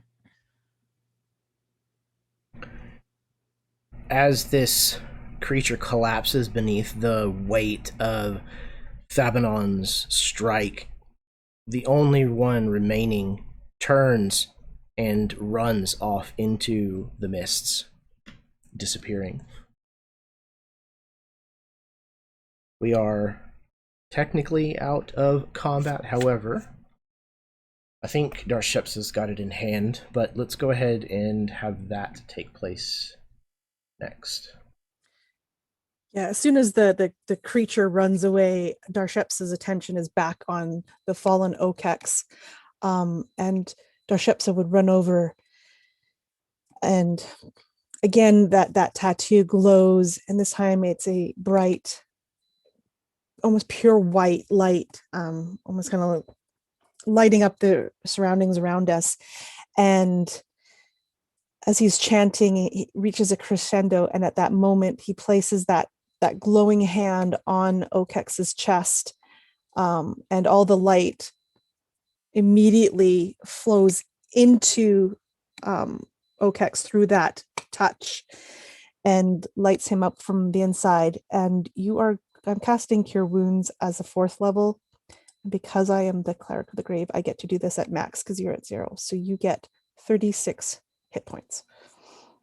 Oh, that is like puts me back at half. Thank you so much. Yeah.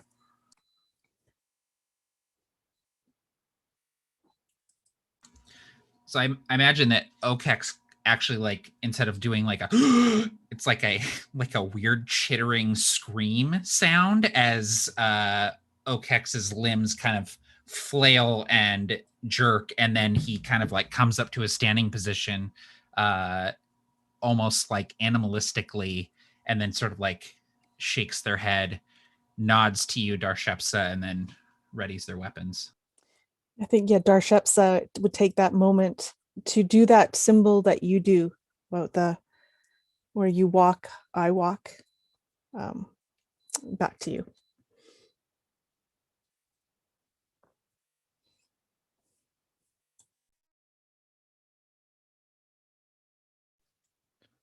Sarath would walk up to Darshepsa. Here, it's not much, but you're still injured. And she'll lay a hand on, and this time cast a 2nd level Cure Wounds to just give a little more health back. Are we still under the effects of the wisdom drain by chance? Yes, you are. Cool. 8 more points then. My 2nd level spell sucked. You doubled my hit points.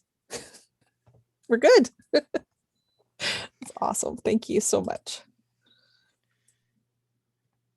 Fabinon just looks at everyone. Dead, good, very. Move forward.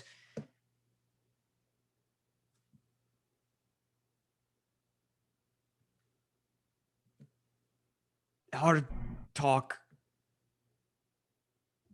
Perhaps we should go on.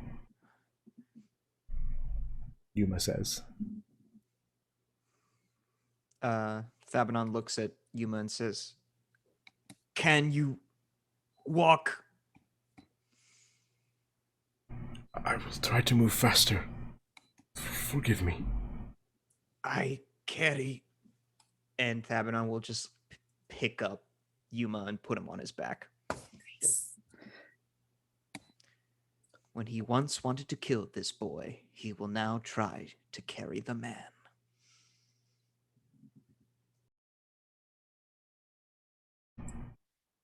Darshepsa would turn to Sarath and thank her again for the healing. This time,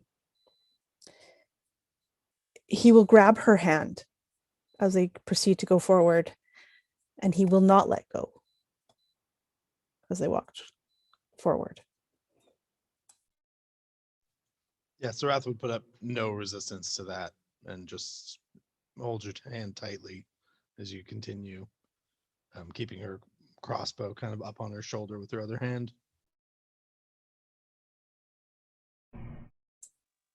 Together. Wherever we must go.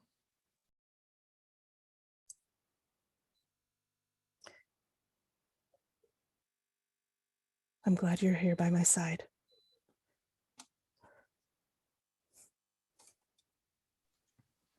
She just smiles down at him and kind of grasps even tighter.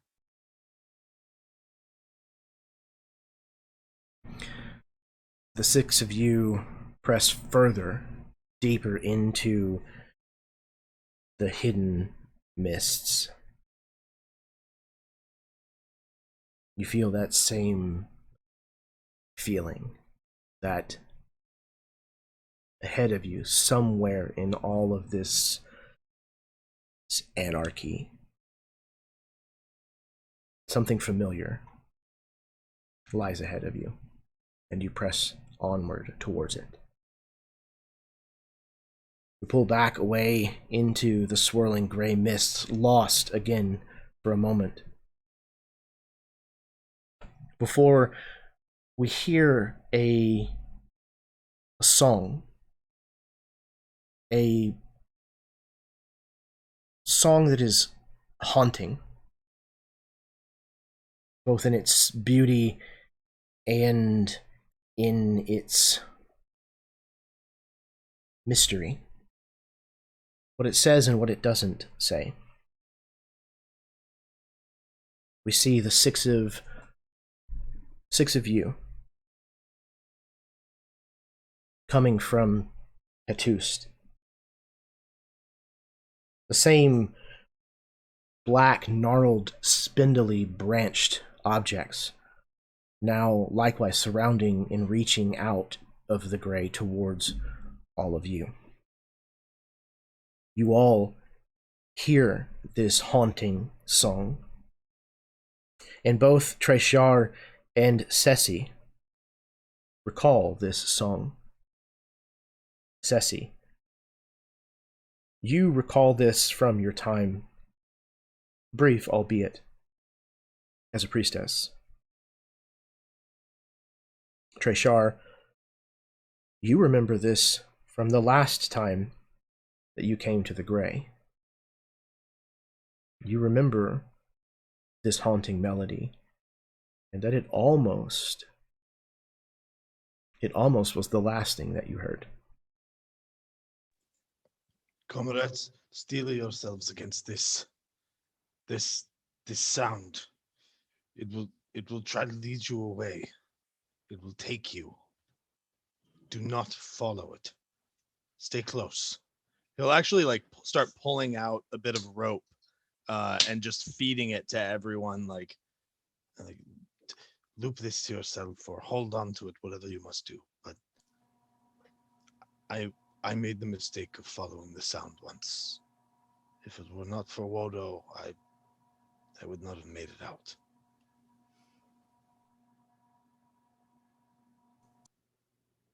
If anyone needs wool to put in their ears, just rip a piece off me.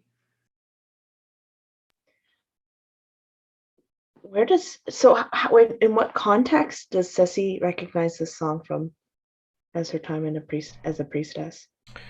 So, give me just one moment.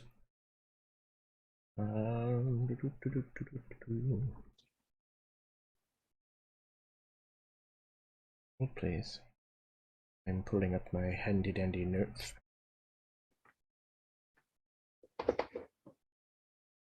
Read it.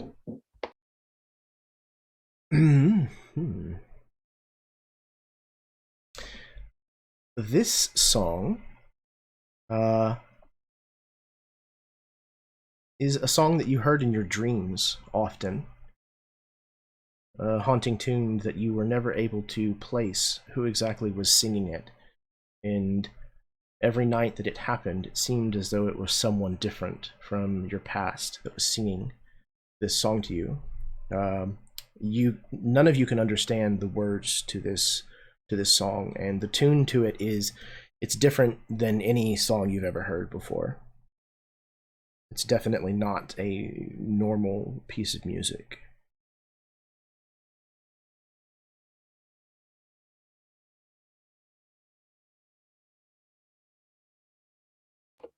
So I think Ceci would, after Treshar say that, I know this music. I've heard it in my dreams.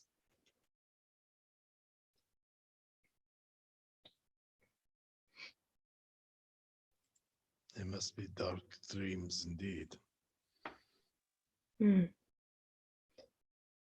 Not dark, just confusing. Unknown. She's going to take a like a piece of the rope that you hand to her.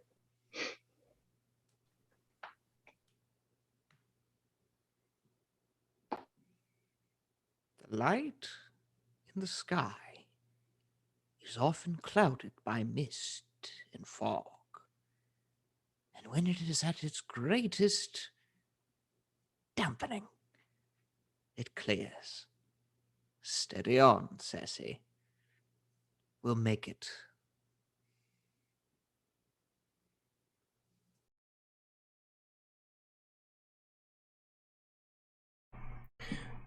Senefret, who is very rapidly approaching her preteen years, seems enraptured with this music. She's looking from side to side, around in front and back, running over to rocky outcroppings and looking underneath, trying to see if she can find the source of this. And in her wandering afield, she's growing bolder and getting further from you. Senefret, do What? not wander. Do not wander. Wander? But, This place is not safe. but it's full of such wonderful things. The things here and the sounds. Look. Listen. Why don't you listen to us? Get the hell back over here. Wait, if You used to be a lot more fun. we should follow her.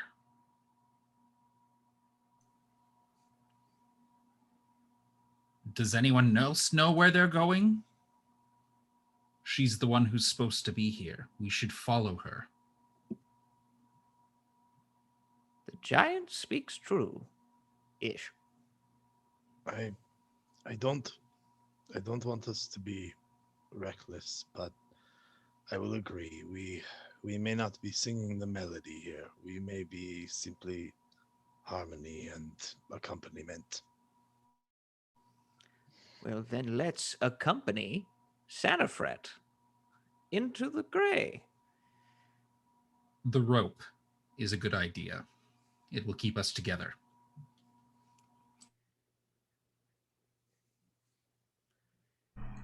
Do I have to?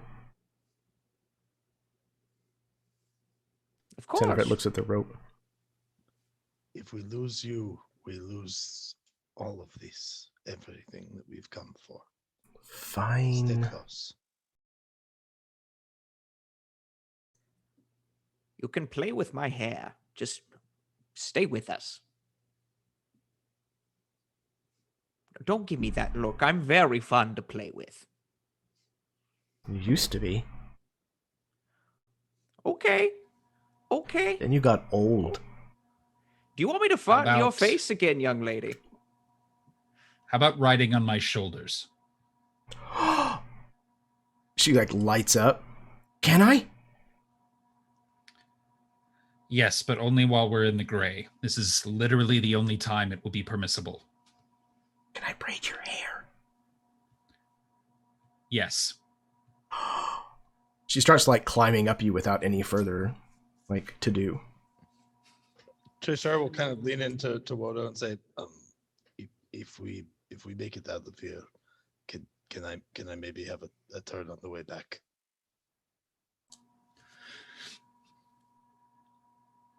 If we make it out of here. Only if we make it out of here. If we make it out of here, can I braid your hair? Yes. Can you braid my hair? Yes. And then he kind of looks at Ceci like waiting. Yeah, Ceci just laughs. If we get out of here, how about I teach you some giant?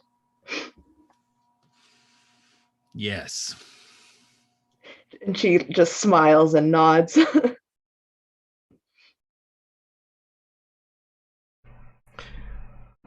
all of you finding this moment of respite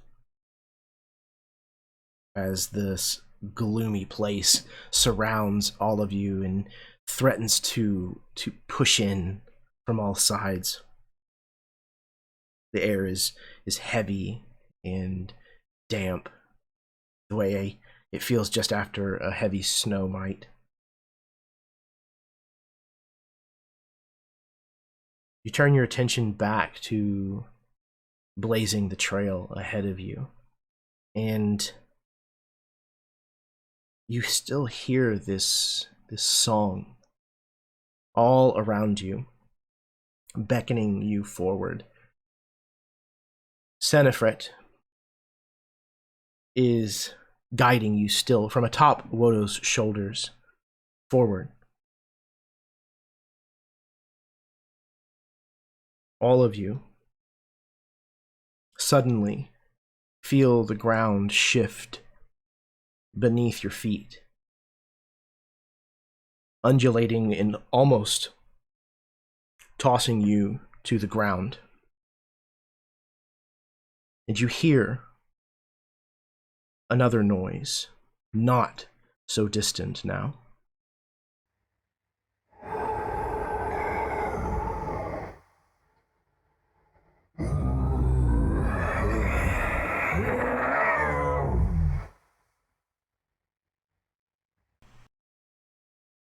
The ground, not far away from you, explodes upwards. Piece of rock and soil rain down in the area all around you. The mist, for a moment, is parted and swirled away as an enormous creature shoots upwards out of the ground, as dark as charred Tezadorf and shiny. To us, as audience members, this creature appears not in shape or in size, but in texture, the same as these creatures that we just saw our other group of heroes fight. This creature, however, stretches upwards, skyward. Treshar. Not Treshar. Yes, Treshar. Treshar. You know this creature by name. This creature is the Star Eater.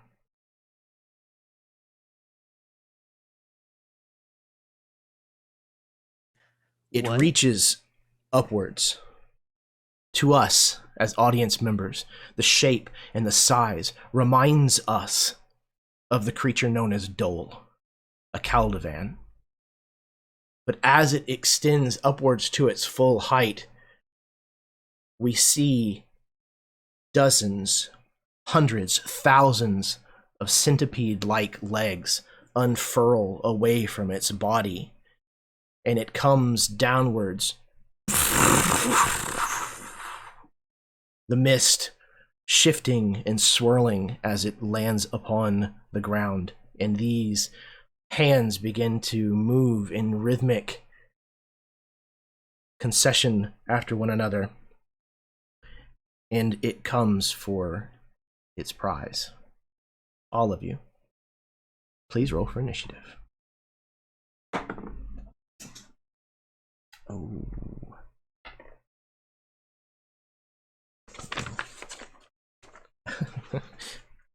Okay. Don't let me forget, I need to give you guys a domain die because we got raided a second time. Welcome, raiders.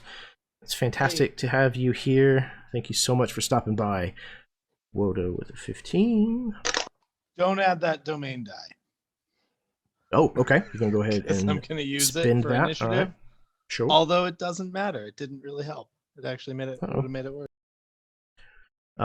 Okay. Yuka and Haj, if both of you would roll a d6 for me. And then what did you get? Oh, Treshar stuff. Domain die got me a 2 instead of a 3. Oof. That's rough. 5 got a Haj got a 5. Hey, you rolled on a d6 the same that Rishar got on his d20. Not to rub salt in that wound. Darshepsa, what did you get on your d6? A 4. Okay. So once again, Haj Yuka. Just and saying. Yuka. Okay, I think that's everybody. 1, 2, 3, 4. No, I am missing. Who am I missing? Mato. What does Mato got? 12. Mato be on the other side. Uh-oh. Ceci. See? Who's doing this? Who did this to us? Ceci got a 12. I was like, holy shit, Mato's here? All of a sudden, He just comes running in. The Mato Avengers music starts playing. jumps out of a portal. Bing! Standing next to Doctor Strange. Surprise, bitches. Alright. So, perhaps unfortunately, the Star Eater gets to go first. So, we're going to start things off here. I know how we're going to start things off here. Yeah, for sure. Alright. This creature comes up out of the ground, and all of you within 120 feet of it need to make wisdom saving throws, please.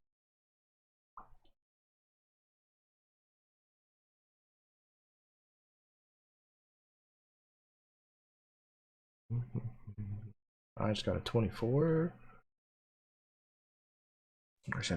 I'm going to spend another domain die. Okay. I am too. All right, What that's did 2. I? Was horrific. 3. Okay. Bad, guys. We were all joking about having so many domain dice, but I'm just saying, let's use them up, baby. I'm going to use another one because Smoke 'em if that you got 'em. was again horrific. We're like desperate, like people in Vegas, yeah. like trying Yeah. to cash in more on our losing streak. Going, How much wait a will you minute, we take could for this watch? We could turn this around, maybe. It's a Casio. At the end of the campaign, the domain dice is going to be like -15. We're going to be in debt. Domain dice debt. That's when we have to run a session for Jeremy. Hey, I'm for it. Okay. All right, let's see. What do we have here? Haj is a 24. Darshepsa is an 18. Okex, or not Okex. I did it again. Wodo with a 15. Okay. All right, so Mato, are you letting that 5 ride?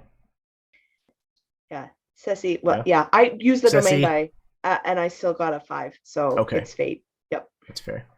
I know what it is. Because your name in our chat says Mato/Ceci, I'm just reading the first part of it and just brain farting the whole rest. Okay. Ceci and Wodo are both going to fail. The two of you are frightened for the next 1 minute, but you will be able to repeat your saving throw at the end of your turn. So this thing bursting up out of the ground, the sheer enormity and suddenness of it is filled you with dread, and you kind of panic a bit. All right. Moving on, Wodo, it is your turn. So I can retry that saving throw at the beginning or the end of my turn. The end of your turn. Okay.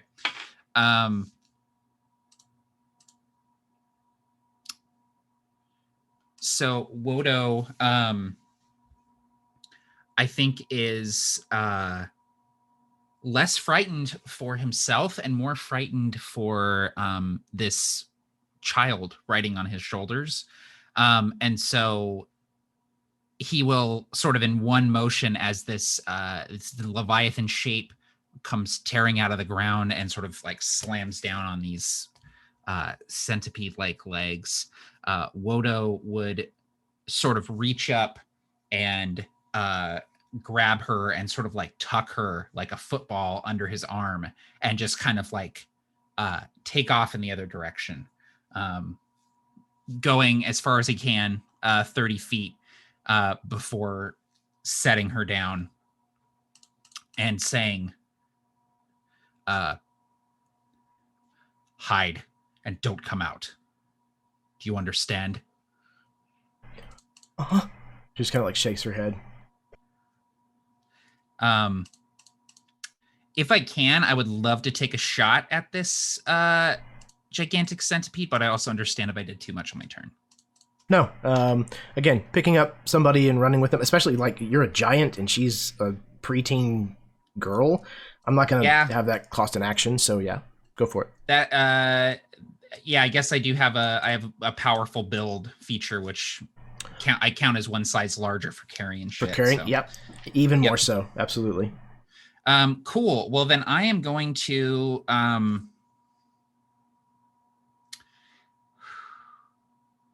man, it would be great if I could do this. Okay, so Wodo reaches back, grabs out an arrow, and sets it to this Beold tusk bow, and he speaks a word, whispering it, a word he does not know the meaning of, but innately it has magic, and the arrow sprouts these thorns right before he lets it fly. That's an 11 on the die, and believe it or not, I add 11 on my archery nowadays, so 22 to hit. Absolutely. Okay. And because of where you currently are, the plant life usually has an effect even in Hettust itself. But there is actual plant life here, though it's twisted and gnarled. So whatever that effect does, double that. Mm-hmm. Okay, cool. So not a ton of damage there. So it's 8 damage, and then 8 additional damage that is poison damage. So 8 piercing, 8 poison for a total of 16. And as the arrow strikes this creature, it's sort of it bursts, and these sort of seeds come cascading down. And as soon as they touch the earth, these thorny vines and brambles just kind of spiral upwards, and there are so many legs that it just like these vines just entwine themselves around the creature's legs.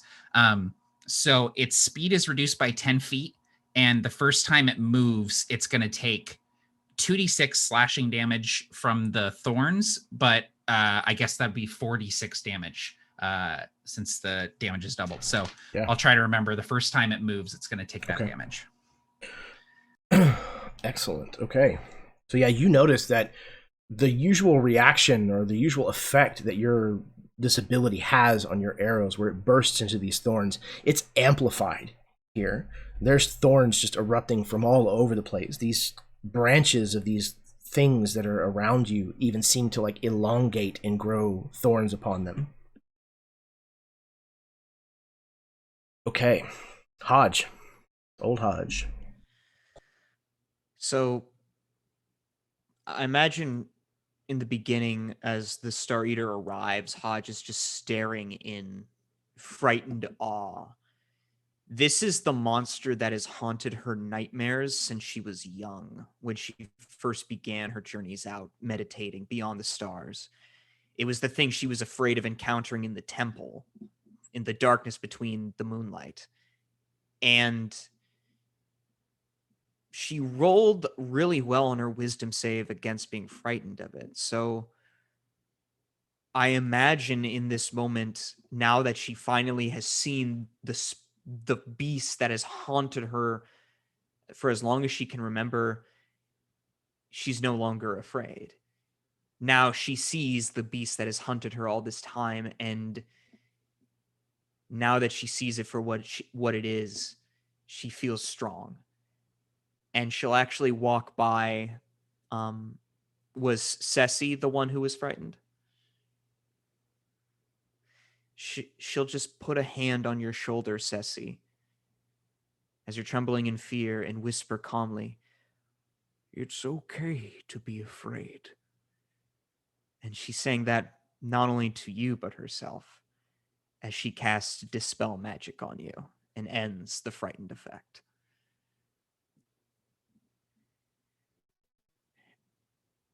And she'll smile at you, and Hodge will step forward in front of the entire group and in front of this colossal monstrosity. And then she'll go, Star Eater, you've hunted me for as long as I've been alive. Well, here the fuck I am. And I ain't alone, bitch. And she casts Starry Form as a myriad of spiritual Dreenak ancestors flutter around her in this weird blurry waving pattern, all of them presented with these long bows pointed up at the great Leviathan. And she just looks up at the Star Eater and she says, I'm not afraid of you anymore. And that's where I'll end my turn, Kaiba. Excellent. This creature, with its multi-legged form, somewhat wrapped up in Wodo's spell-like effect on his arrow, its maw is still very much like a Caldivan's, where it's almost this flowering series of petals, almost, that are just lined with rows and rows of teeth that disappear into the depth of its large throat. It looks down upon you, Hajj, and says in a voice that somehow seems somewhat familiar to you. I, too, command the stars.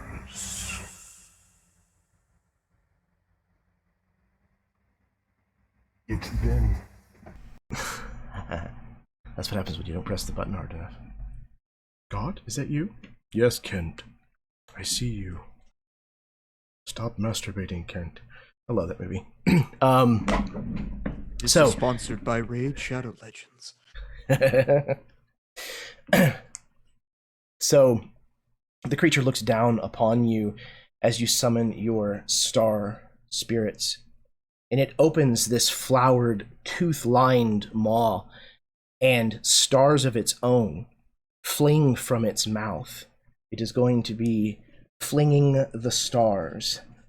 7 star-like, glowing, brilliant orbs zip out of this thing's gullet and streak towards the lot of you, unerringly. All right, there are 7 of them, so let's figure out where these last 2 are going to go. 1 extra for Ceci, and 1 for Hajj. All right. So, Yuka, you're going to take 4 points of force damage. Wodo, also 4 points. Rishar, 5 points. Ceci, 4 from the first, 3 from the second. Hajj, 3 from the first, and 5 from the second. As effectively these magical missiles fly from this creature's mouth and zip towards you, lighting the trail that they leave behind through the mists as they strike whenever this thing uses one of its legendary actions. Yuka, it is now your turn. How far away is this creature from our position? 30 feet. Oh, okay, that's not far. No. Yeah, so it's almost like this entire time the fear, the uneasiness, all that anxiety and uncomfortableness that has been residing within Yuka on this journey is channeled, and as soon as this creature erupts from the ground,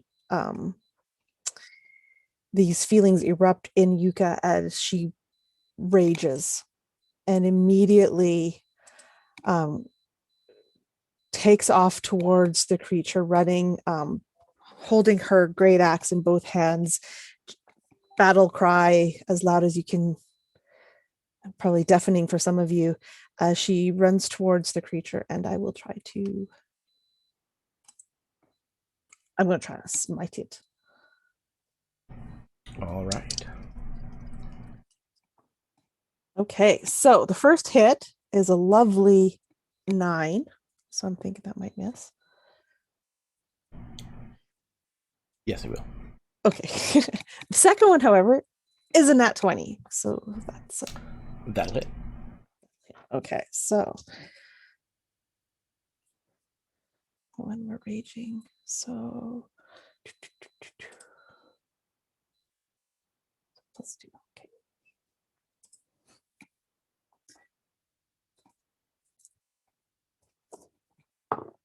Sorry, I'm mathing. It's hard. It's understandable. 30 points of slashing damage from the great axe on the second one. It's like the first swing was just trying to gauge its distance and maybe almost like fainting it, and then the second comes back and we catch it maybe solidly in one of its many legs or whatever it has that it's moving on. Yeah, you probably hack one of the legs off. Yeah. All the time she's screaming that the war cry. Rah! I'm not going to do it because I'll deafen you guys. I can imagine it. All right. Bazuka. Ceci, you're up. So when this thing had come up, Ceci, I'm feeling that Ceci couldn't see it. It was so large and it stretched up so high that it became just this mass, this all-encompassing, this all-pervasive cloud over her that she had a very hard time perceiving. It felt like it had just absolutely enraptured her and that she couldn't escape. And so as she's frozen in this fear, Hodge, when you come by and say those words, she's able to pick through that fear, to be able to take it, to mold it into something tangible and to keep it there. But she begins to notice that she can pick out the spaces where it's not. And she begins to see the form, to see the shape of this thing. And she knows that she can fight it.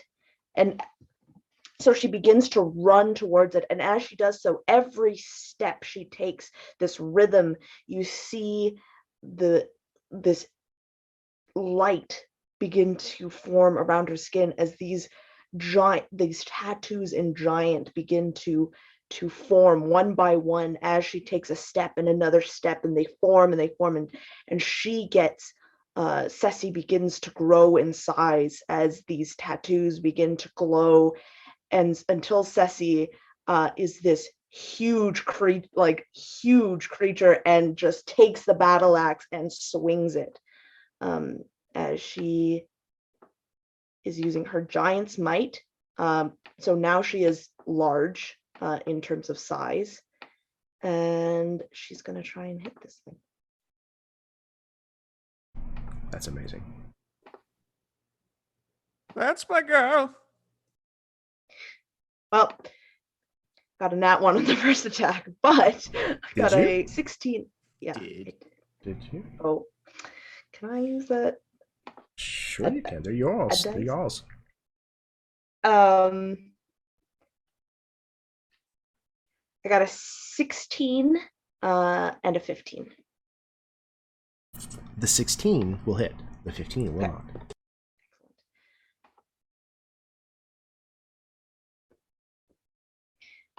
Okay, that is, sorry, I get extra damage because I'm big in this.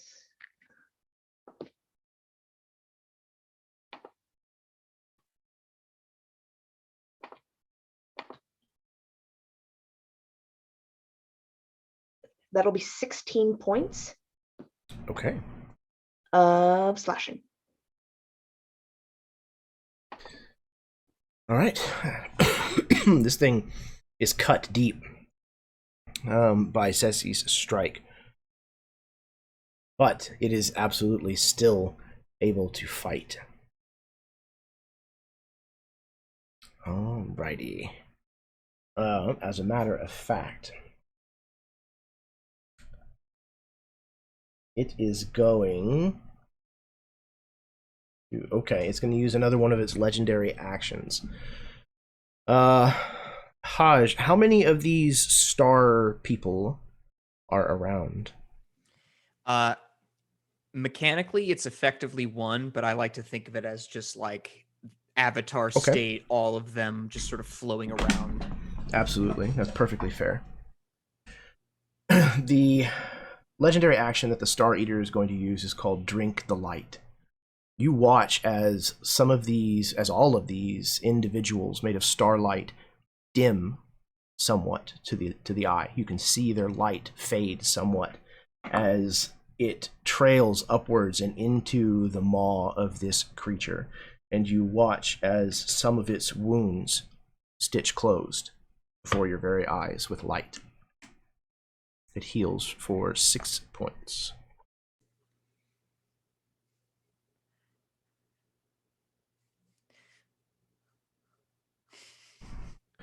Okay. That was all right. Treshar, you're up.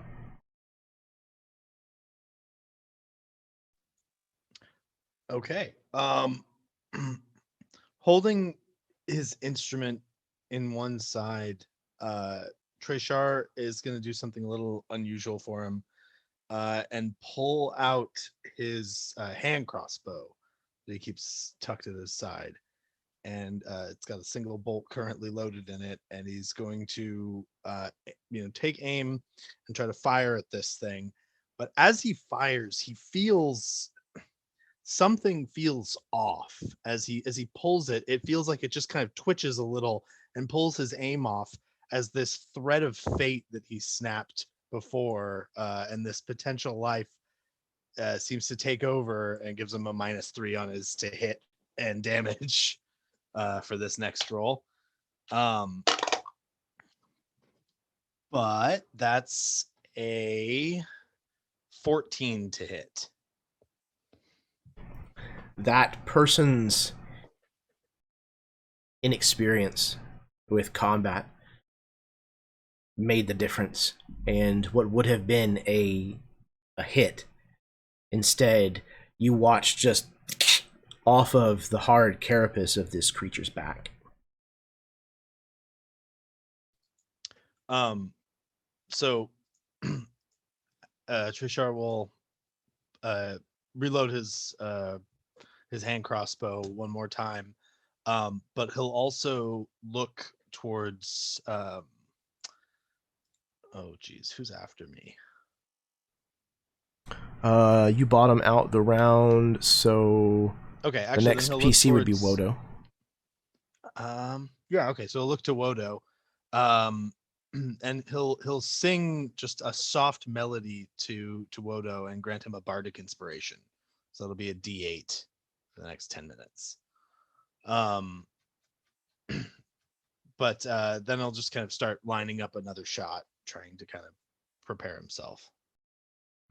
Absolutely. All right. That was Treshar. We are back to the top of the round with the Star Eater.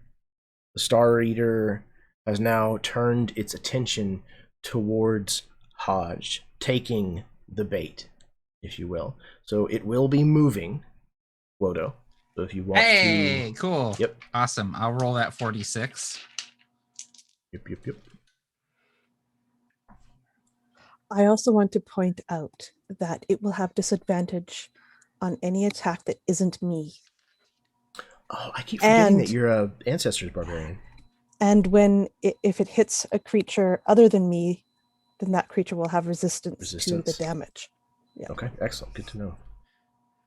17 damage as 17. These thorns refuse to give and start like ripping legs off as the Star Eater is trying to move. And that away. was 46, right?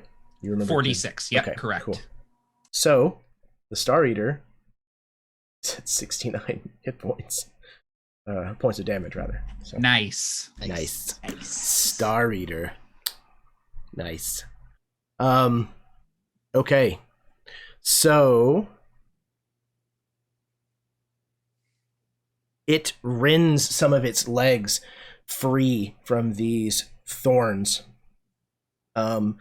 Several of these legs being torn off from the grasping vines, and it wails into the mist surrounding all of you, and it rears backwards with its head turned skyward again, and its petal-like mouth opened wide, and then it comes back downwards towards the ground with Hodge headed straight for its maw.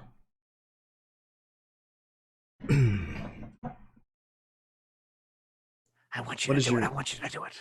What is your AC, Hodge, again? 15. Okay, and it's going to hit you with an 18. You will have resistance. You know what? You know Wait, what?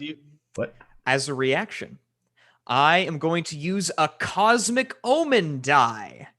Oh, that sounds Because sexy. I rolled today and it checked and I rolled for woe, which means I can roll a d6 and subtract that from your results, sir. Okay, yep. So let's see it. 18. My armor class is a 15, so I need at least a 3. That's a 5! Okay. This thing comes downwards at you, and how is it that your premonition, your wheel, is what changes the outcome of this attack? I imagine... Okay, so in the fluttering of all of the Dreenak ancestors, one of them, the weakest, the one that has lost most of its light, like switches places with me as it flows around in front of me, and I find myself like right next to the spot where it once was as the Star Eater Leviathan slams down and consumes. Absolutely.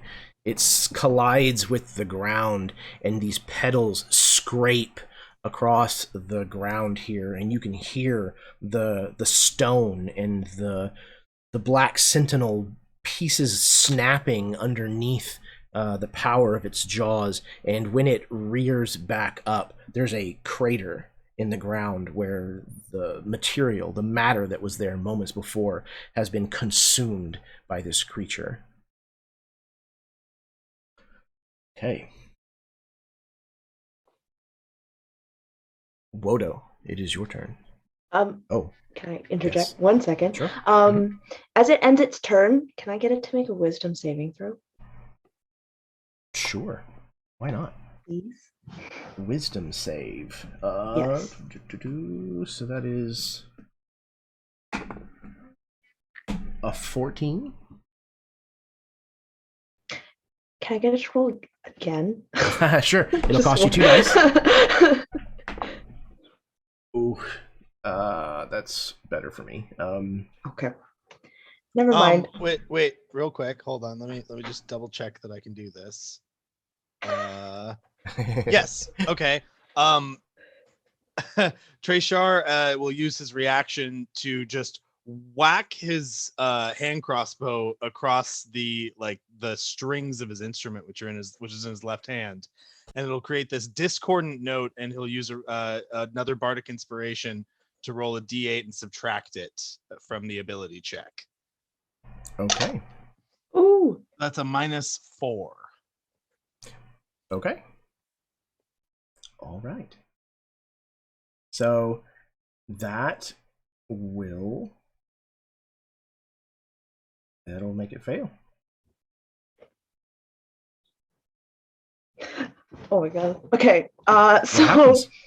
So you see that this thing kind of crashes down, and as it goes back up, Ceci almost very calmly just reaches out and you see immediately in this bright blue, this rune that appears just right directly on the this thing on its face, or where these petals are, and you would see for a moment where Ceci's eyes was, they flash, and this thing is, unless it has resistance to charmed, which it might, it's charmed and it is incapacitated.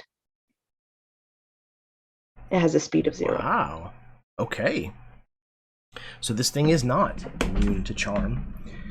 So yeah, this thing grows complacent, docile even, almost instantly. Wow, okay. So now, Wodo, it's your turn. So I don't want to uncharm this thing, so I should not attack it, correct? No, I think it repeats its saving throw at the end of its turn. It doesn't say anything about, but it just says it's incapacitated. Okay, cool. I'm gonna shoot it a bunch. Wow. Yeah, okay. Damn. Okay. Let's see. Incapacitated. Incapacitated. Oh man, does that give me advantage? I think it does. No. I'm gonna shoot it so much. Okay, cool. It just says an incapacitated creature can't take actions or reactions. Okay. All right. Cool. So not advantage, but still. No. You do have bardic inspiration though. Oh, I'm using it. And there's an ally within 5 feet if that matters, because I'm right there. Got a 20 on my skull D20. Ooh, you're schnerius. Jeremy, remind me one last time how critical hits were getting. Absolutely. So take all of your damage dice, max them out, add your modifiers, and then roll your damage dice a second time and add your modifiers a second time. Okay. All right. So maxed out is 14, and then I roll again. Add again. So 13 plus 14 is 27 on my first attack. My second attack, I'm going to do another grasping arrow. I fucking shit you not that is another 20. That has never happened to me. Do it up. Do it up. Dude, it's powerful. You are a good die. Yes. Okay, all right. So 14 plus... Okay, so hang on. I'm gonna write this down because this is ridiculous. Okay. So the first attack crit was 27. The second attack crit is 28, but then it's a grasping arrow, so it's gonna be 2d6 poison damage. Is that doubled too? No, that won't. Okay, all right, cool. I was gonna say. All right, and then 8 damage for the poison. So that's all the grasping arrow. And same deal, if it moves, it's going to take 4d6. Right. Okay. I'm going to action surge and attack twice more. Oh, wow. Hell yes. Do it again. It's another crit. I'm just kidding. It's a 3. Hey, dude. I've seen it. Domain die. Do it. So, reaching the end. Do it. Okay, so fuck close. it. I'll It's do a domain 908. die. Okay, We have 12 left. All right. Okay. I really, really, really want us to not have any left by the end of this. 23 hits, I'm assuming, Jeremy? Yes, it does. Okay. So that's 11 on the third attack. And then my last attack is, I'm going to use another domain die.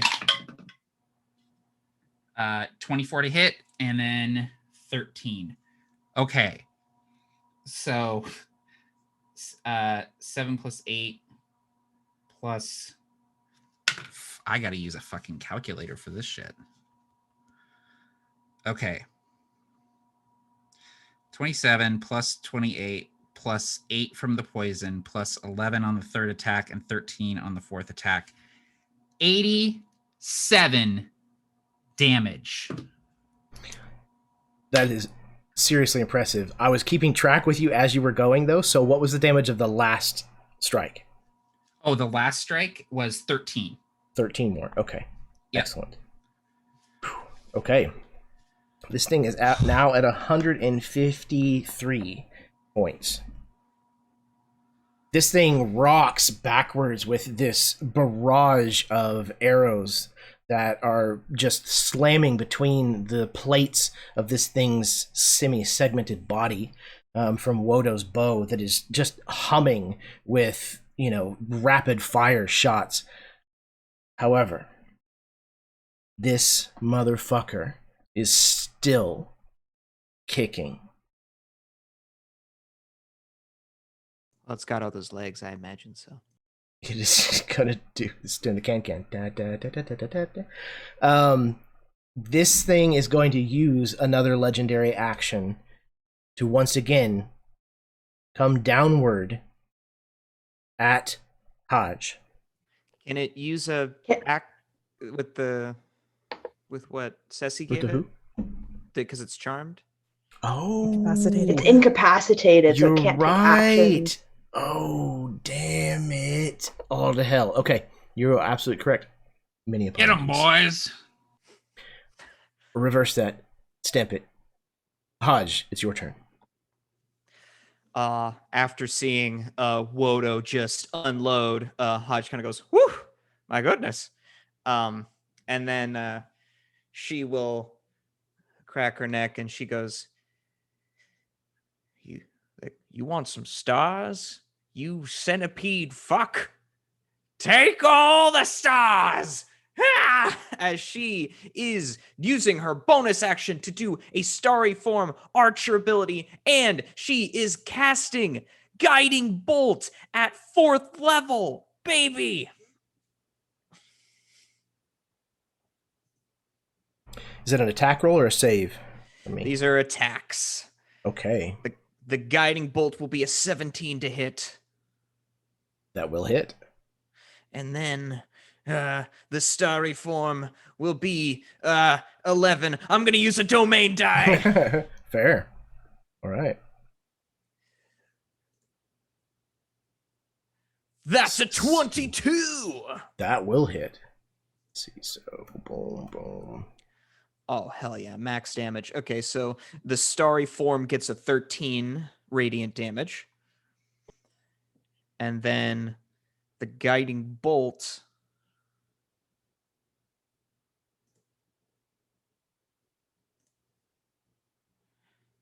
My God. 28 points of radiant damage. And the next attack against it is gonna get advantage. There is no next attack against it because you can describe how Hodge kills the Star Eater. Oh my God! Oh my God! This thing has haunted Hodge forever, and seeing all of her friends here with her, helping her fight it, makes her realize that even though she is the wanderer, she may not wander alone anymore. And she fires ahead with both of her hands out, using all of the star magic within her to burn this thing away. And I imagine like all of the Dreenak copies just turn into an army of clones of her friends, clones of Yuka, Ceci, and Wodo and Treshar all firing these bolts at it. And it's just like the last shot of How to Train Your Dragon 2 with all the dragons just boom, boom, boom, boom, boom, boom, boom, boom, boom. It's just lights, beam, anime, bullshit, destruction.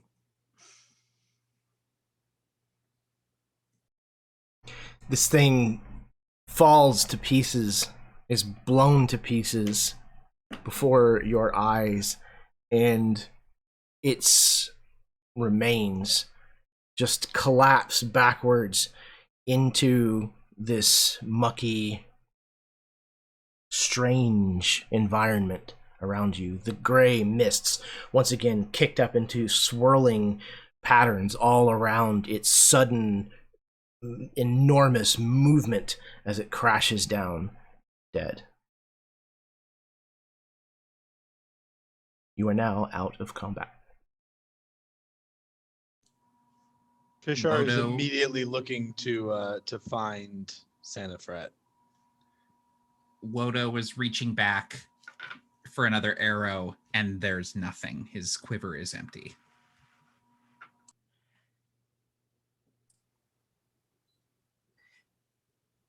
Yuka is find- standing there in deliciousness, covered in the wreckage of what this creature was, having been so close. Her great axe is raised to take another blow, and this thing literally exploded in front of her, and she's just at that point, the rage leaves her body as she turns and looks back at Haj and just goes,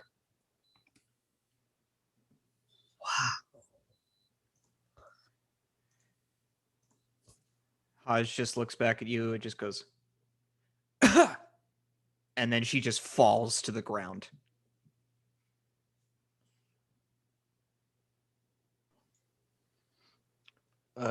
Trishar will rush to her side. Yes. And drop, like, kind of check her pulse, see if she's seems particularly injured, but then not really paying much attention to like what the result of that is. Will just places his hand on her forehead and start to sing softly and cast a cure wounds, just as a bit of reviving, probably at second level.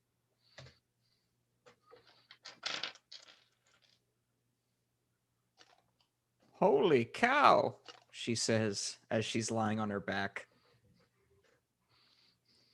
And she'll just look at you, Trishar, and she just goes, I've lived in fear of that thing for most of my life.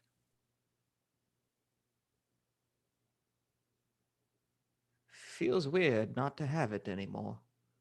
It's almost like losing an old friend in a way. That wasn't a very nice friend. Yeah, like a friend Most that of my wants friends don't rush down to engulf me in their gaping maws. Yeah, the one that doesn't want to fucking eat you. Yeah, yeah. I'm very tired.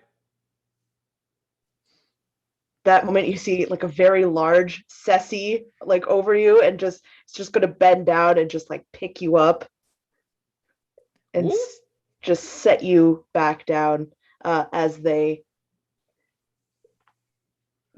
shrink back down. You looked so beautiful out there, my dear. You all did.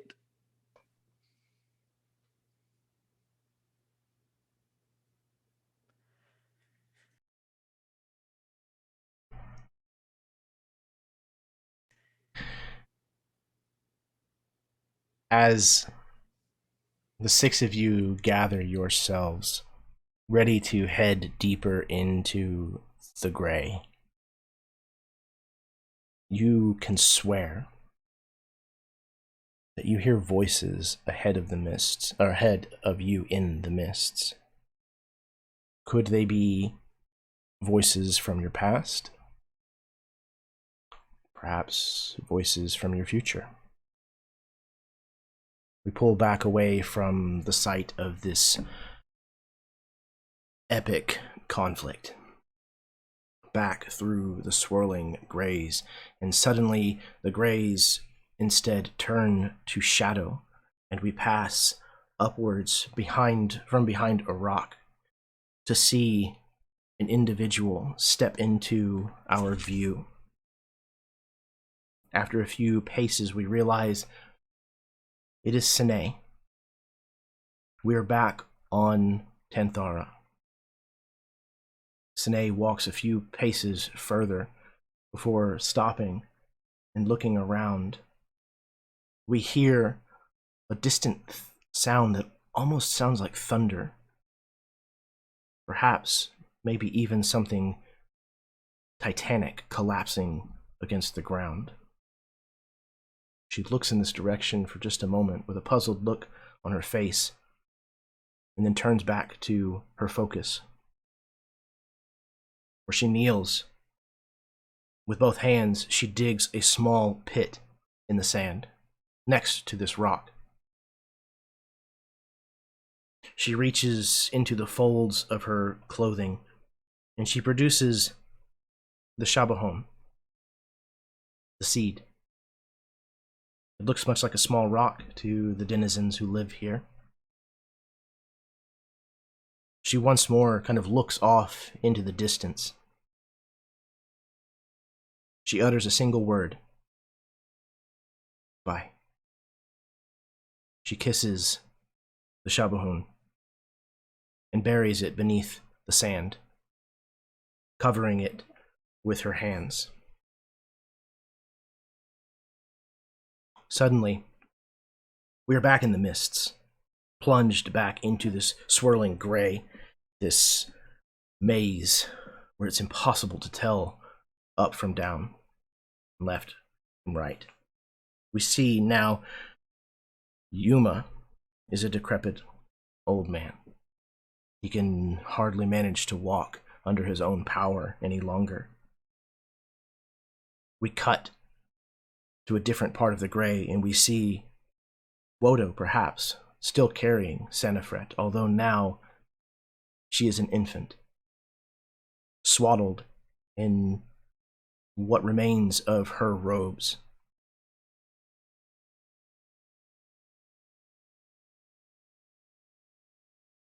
The mist separates and thins. The five of you see 5 individuals leaving the mists in front of you.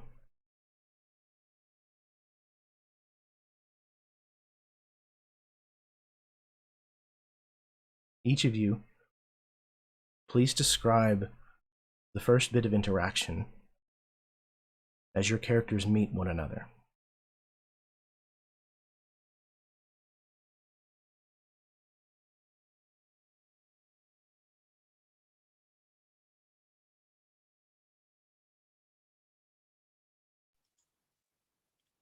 It might be Treshar who first kind of starts to grasp what's happening.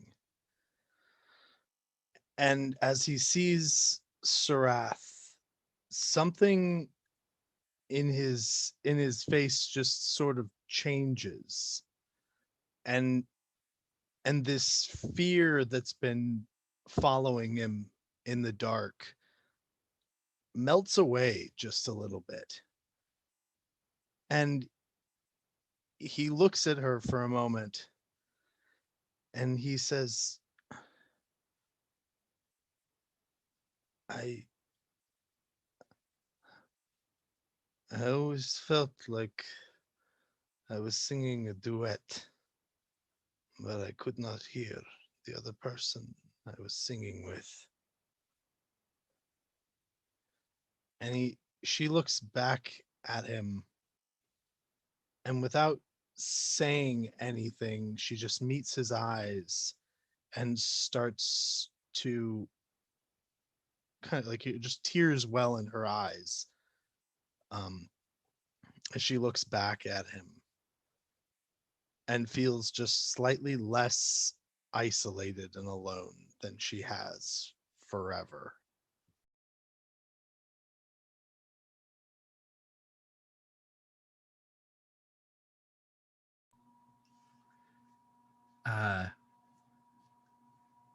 Wodo strides forward and he's carrying this infant.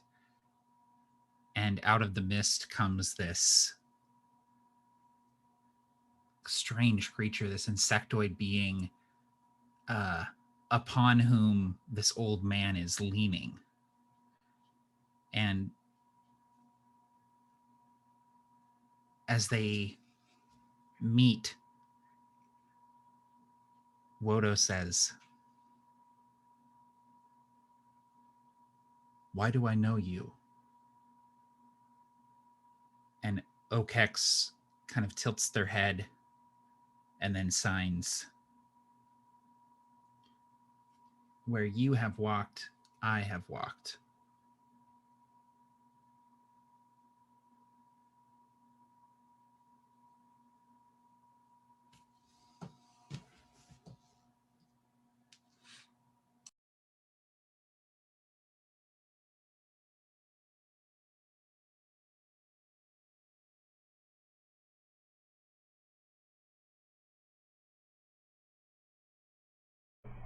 Anyone else?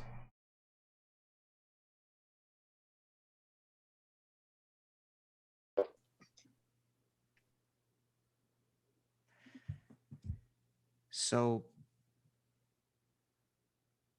Thabanon steps forward and just sees this large looming shape, and he almost feels the need to like reach for his sword, but this figure arrives in the form of Hodge, this large, bruised yak lady who is strange and eccentric, yet she carries an energy to her like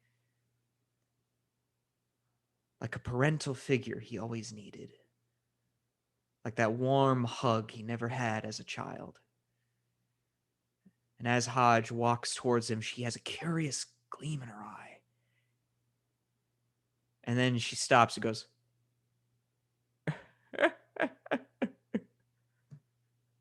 "A young lad, of all things. So you're the snake in my dreams." And Thabanon goes, "I beg your pardon." And she reaches down and pulls out the whip. "I believe I have something of yours." Thabanon looks at it. He's shocked. And then he says, "I don't think I need it." And Hodge says, "I have wandered the world many times over, lad. And to find you at the end of my journey, my. I feel complete." And with that, she actually just pulls Thabanon into a hug, into the folds of her fur. And Thabanon, as at first, kind of just freaked out as he's getting choked.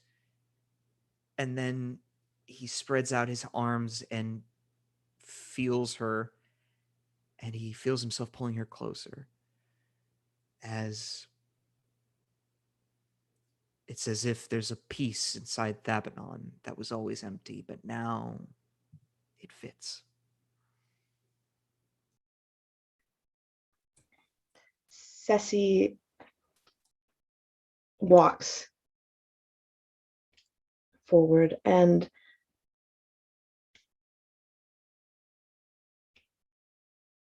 feels the heat before they see anything. The warm sands, and they instinctively reach out and they rest their hand on a shoulder, the shoulder of Mato. And Ceci just looks at him and says, You are the one who has been so free and who has made me want to run, want to feel, want to know what it is like. But you are hurt, she says as she kind of cups Mato's face. Mato starts to say something quick, crack a joke, make some remark, but he stops. He looks at Ceci. He sees the wisdom.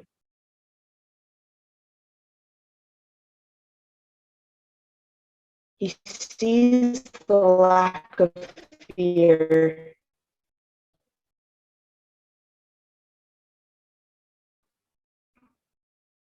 And he sees her serenity, and tears come to his eyes, and he just says, I'm sorry. I am so, so sorry for everything. You do not deserve me to be linked in this fate. I have done terrible things. I have been afraid, and I have not wanted to do this journey. Ceci is quiet, and a friend told me that it is okay to be afraid.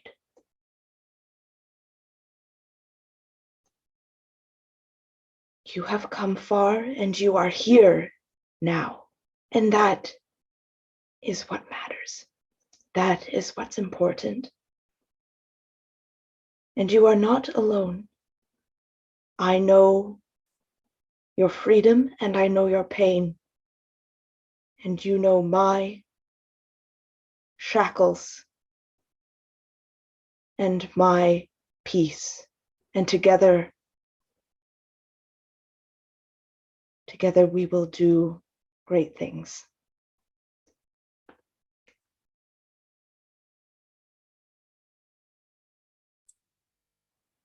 So Darshepsa has been standing there walking with Arrath when they arrived, still holding her hand, and seeing the pull Arrath to this Treshar, this other person that he doesn't know.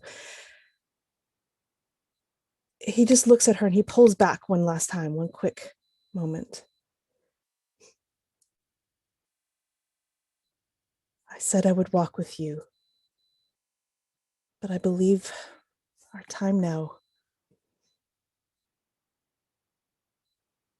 It's time for us to part. You will not be alone again. I feel this, but I want you to know. And he kind of pulls her down towards him. I have always loved you.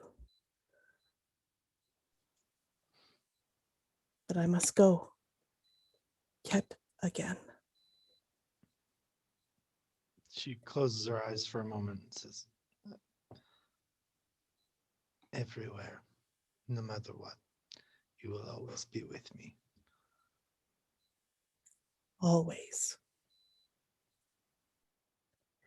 And then he would turn and go towards this other woman on the other side who you can see she is everything he is not, everything that he has always held down in his body, the emotions, the impulse, everything he has disciplined himself against. He sees burning in this woman on the other side, and the pull to her is strong. Like destiny has always meant him to go and find this. This is what he was meant to find. And Yuka on the other side, she's feeling the same thing. This man that's walking towards her calmly, it's kind of exuding this peace that she has never found in her. She's always felt like something has always been pulling at her, in every which way, and she's always reacted with lashing out or some sort of strong emotional tie.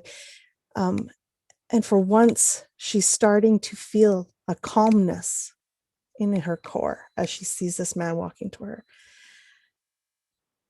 And she thinks to herself as she looks over at Ceci having the same kind of moment, she thought to herself how she's always been searching for something. She's felt it her entire life. And for once she thought it was Ceci without knowing that Ceci was there. But she can now tell that that was not true. What she has been searching for this entire time is now standing, walking towards her. This feeling that the missing part of herself. And she steps up to the man. And I think just silently, they just reach out and touch each other, hand to hand.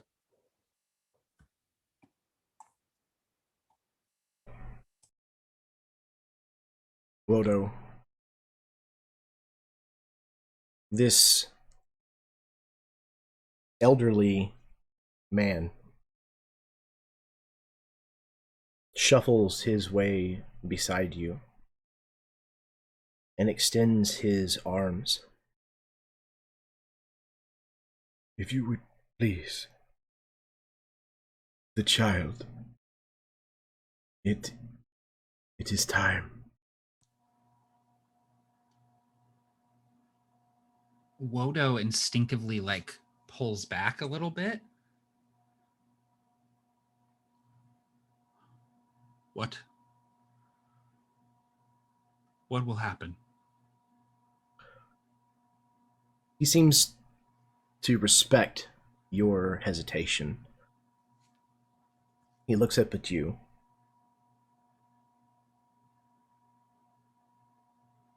Our world has a dark secret. When a soul is forged upon the anvil of Genesis, it is split in twain. One side is sent to your world. The other half is sent to mine. It is not intended for these two halves to ever meet in life. For when they do, those two become one.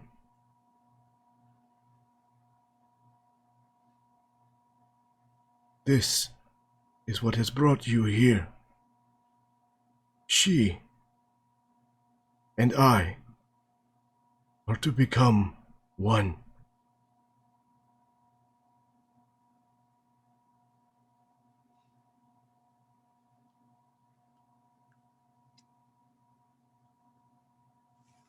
Wodo remembers his mother's telling him the story of them finding him as a baby.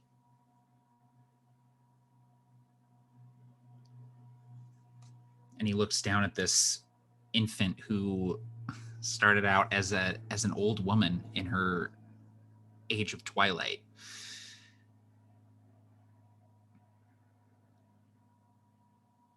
This is how it has to be then. What's supposed to happen? The child, who is calm, reaches up and grabs one of the ends of the braids that she had formed not long ago in your hair. She then looks at you, and you get a sense that, in a way, in a fashion, that everything will be okay.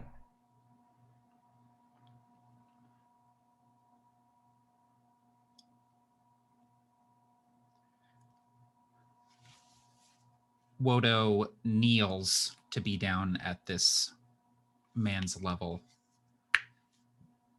And he actually looks to Okex, and Okex kind of just like nods.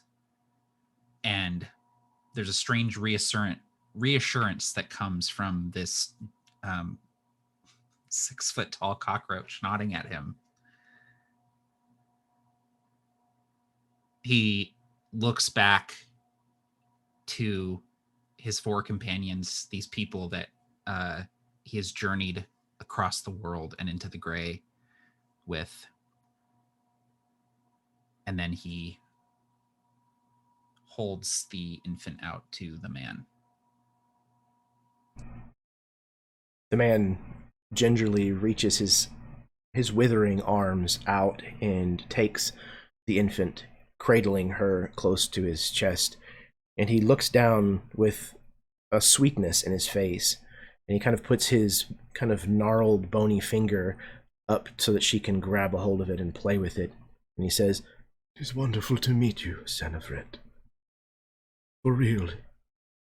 This time. The rest of you, I can only say thank you on our behalf. I hope that you find some peace." Each of you, please describe to me what amalgamation is made as the 2 of your creatures, the 2 of your characters, physically become one entity. You meld into a single amalgamation, a monstrous, primitive, hungry beast that stalks the gray.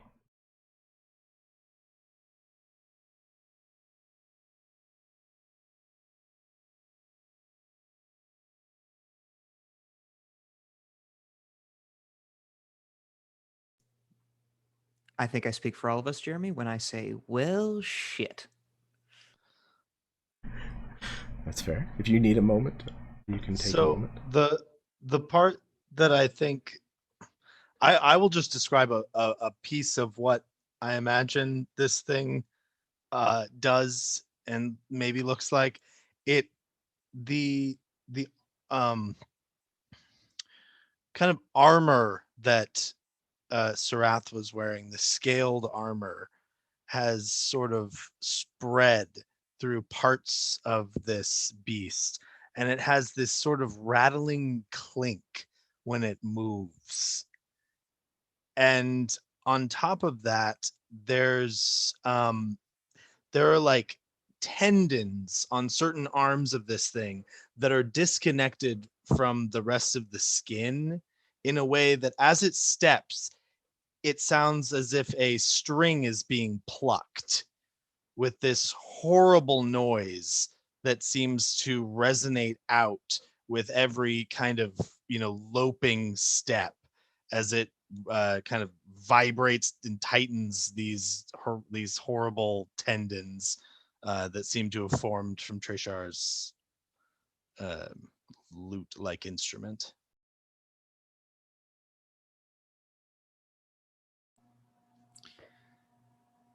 Uh, 8 feet tall, hulking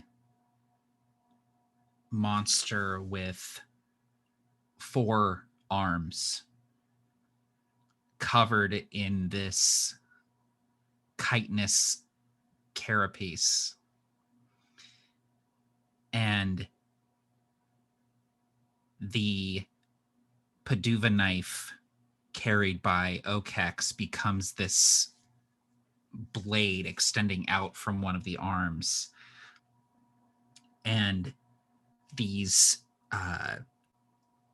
spines sprout from the back. Wodo's arrows become these sort of spine-like growths along the spine.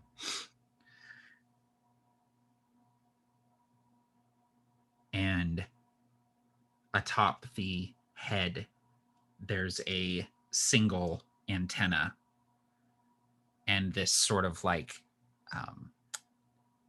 this braided tendril coming down from the top of the head.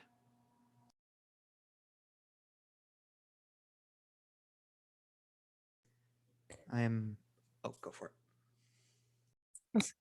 The moment Darshepsa's and Niltak's hands touched, it was almost as if they started fusing at that point. And the tattoo on Darshepsa's hand flares and grows and starts to spread as it overtakes Yuka's arms and legs, and eventually both of them have become this one being made of dread steel that is in the shape of a furry, almost like mammoth kind of, or yeti, if you will, kind of beast creature. But the face, instead of having the, normal snout or anything, has these tiny little beady eyes and this massive maw that is permanently etched in the sound of a scream, as a war cry almost.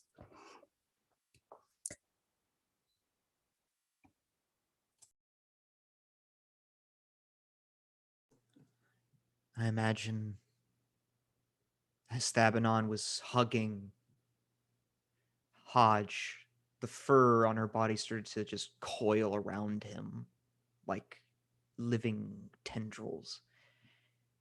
And there's a moment as he's being pulled in that he's afraid. And then Hodge just pets his head. It's all right. What have you been looking for? Hodge has been the wanderer, and she's always searched for her end. Thabanon, throughout his whole life, was searching for someone to complete him. Whether it be Okex or Sine, or anyone, so long as they accepted him. And as he stares up first at fear in Hodge's eyes, he understands that she accepts him completely. And with that, he gives in and is pulled in. And Hodge kneels over, and we see the fur grow dark and gray and black as great wings fold over the body. And the form grows into a massive beast as the wings pull out. And standing there is a horrifying yet majestic sphinx with the face of an elongated, almost mule-like face mixed with that of like some sort of horrendous dog, similar to that of Set from Egyptian mythology. And this thing raises up on its hind legs, and we see the whip that was connecting both Hodge and Thabanon grow and form a long serpent-like tail where on the very end a pluming flower mouth opens and hisses vile spittle.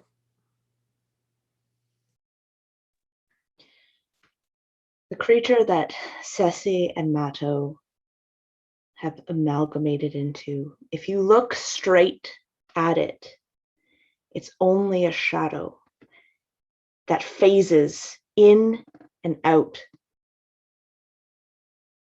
of reality. It seems as though things are there and then not. And it's this shadow with these dagger-like arms and no face. But as you turn your head and you see it out of the periphery of your vision, what you see is a truly horrific monster that has no face, but has these tendrils of thread that snake out and slither and grasp at whatever it can. And you see that this thing, its face is not.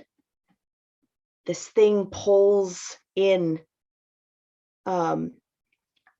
whatever it can from these tendrils and pulls it into this great maw at the center of its mass, this beak that it pulls it into.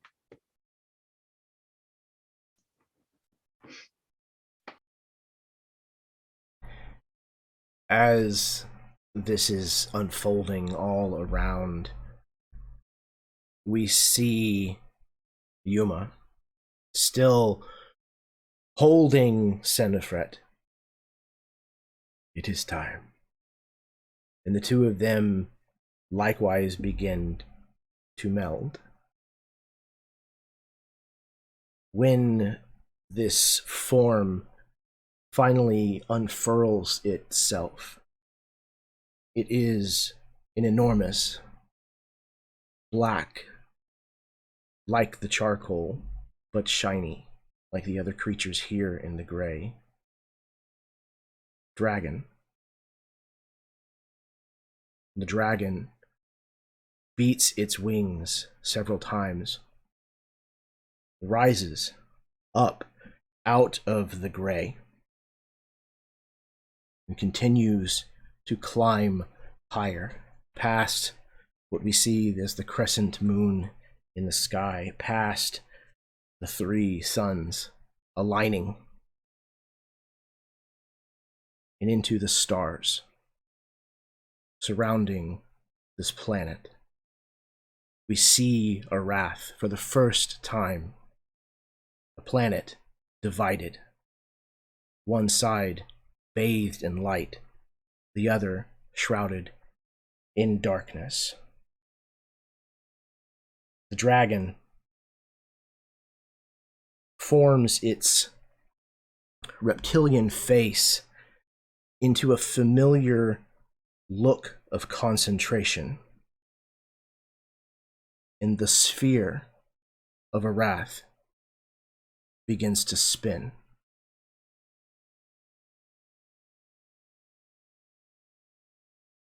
We watch as a dawn appears on the horizon of Hettust for the first time ever. We see rain fall upon the sands of Tantharra, and somewhere amongst the desert of that world, the Shabahoon breaks through the ground and blossoms. That is the end of our game. So, I know we have run long. I do apologize, everyone. We're going to wrap things up very quickly. First of all, thank you so much to all of you people who tuned in and watched this, whether you watched live with us or whether you caught up at some time in the future. It is deeply appreciated. I'll say what I need to say to the five of you when we're done, after you say your parting words or outros, before we call it an evening. So, thank you. Without further ado, I'm going to pass it over to my players so that they can say anything parting that they would like, and we're going to call it a night. So we're going to start with Jackson. Hi, guys. Oh boy, what a ride. My name's Jackson Johnson. I played Thabanon Hodgenon, let's say. I run Initiative Entertainment. We have a podcast called Maelstrom. Check us out. We just opened a Discord. It's pretty dope. This was, by the end, it got pretty freaking transcendent, not gonna lie. Like, And also like the you guys don't see it, but the window is open right next to me, and the full moon is staring down at me, and I'm feeling some magic right now. I don't know about you guys, but like, oh boy, this was incredible. Jeremy, hats off to you, man. That was an incredible experience. I will treasure this for the rest of my days. And to all my fellow players, my God, role playing with you all has been both a breeze and a treat. So I feel grateful to be here and to be a part of this campaign. And what else is there to say? But my God, I'm really gonna miss this every other Wednesday. So thank you so much for watching. And my God. Thank you, Jackson. I appreciate that very much. Next, we have M.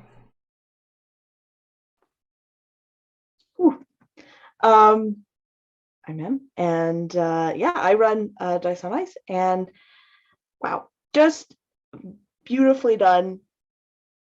The amount of just things that are were all tied together, like nothing was superfluous in this. It all felt like every action, every little detail was important and intended, and it just wrapped up so wonderfully. So thank you, Jeremy. That was amazing. And thank you to the players. It was great.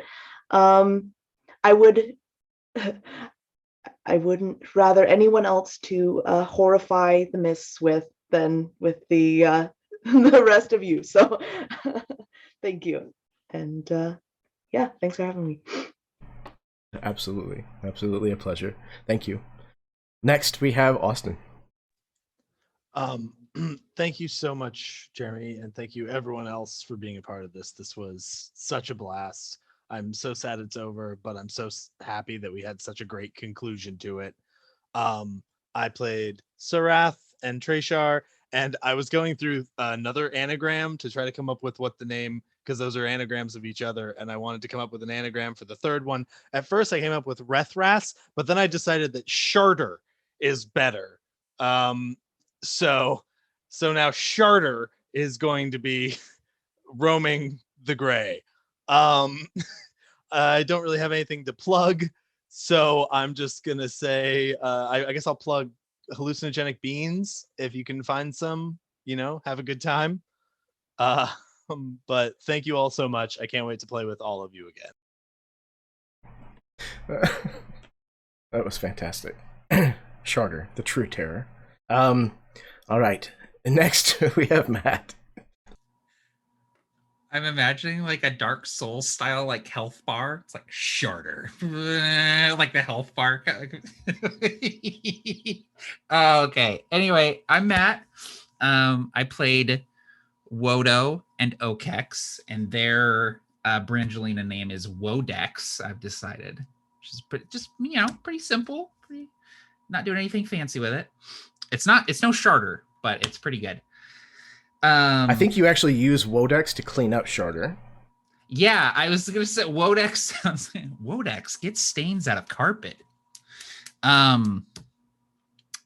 This campaign was, I think, Jackson, you said it got really transcendent, and it was very much like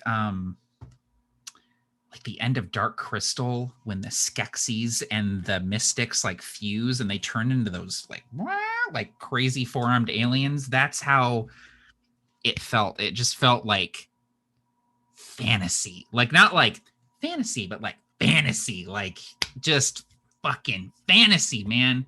I really enjoyed this campaign. It was a blast the whole way through, and I got really emotional there at the end when the characters met. I was really not expecting for that to be as like heavy as it was, but Jeremy, thank you for running this game, for being a game master who takes us on a journey but lets us do some of the steering. Like it's just been a real treat and an honor. And my God, that's what Jackson was saying. My God, that's what I'll leave off with. Thank you. Absolutely. Thank all of you very much so far for the very kind words. I do appreciate that. Last but certainly not least, Karen. Hello, everyone. Yeah, I want to echo what everybody was saying. This was an amazing journey. It was great to play and see both halves. No idea what was going to happen when the halves came together, and that was kind of mind blowing a little bit. I'm not going to lie.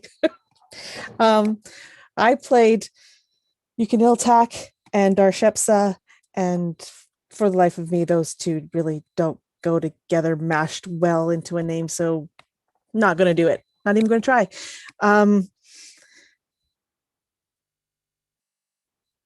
Yukashepsa, I like that. Okay, Matt, there you go. You win it. Darkinil-Tak. And the naming will continue. I think maybe I should just do Charter, because that sounds like the best. Anyway, no, this was so fun to be with you guys. Like the side chats was amazing as well. Like, I would play in a campaign with you guys anytime. I love this campaign. I'm sad it's over, but it was such a ride. It was such a pleasure. And Jeremy, you never disappoint. So thank you so much. Yeah, that's incredible. I have had Arrath kind of tinkering around in my brain for a long time now, probably close to 10 years or so, give or take. Haven't done a lot with it because it's difficult to run games for, because there's the whole duality thing, but I knew I wanted to tell this story, and I cannot think of a better group of players to have chosen to represent this particular story. You guys were with it all the way. Every time that I asked you guys for something, you gave me what I needed, and it made my job very, very pleasurable.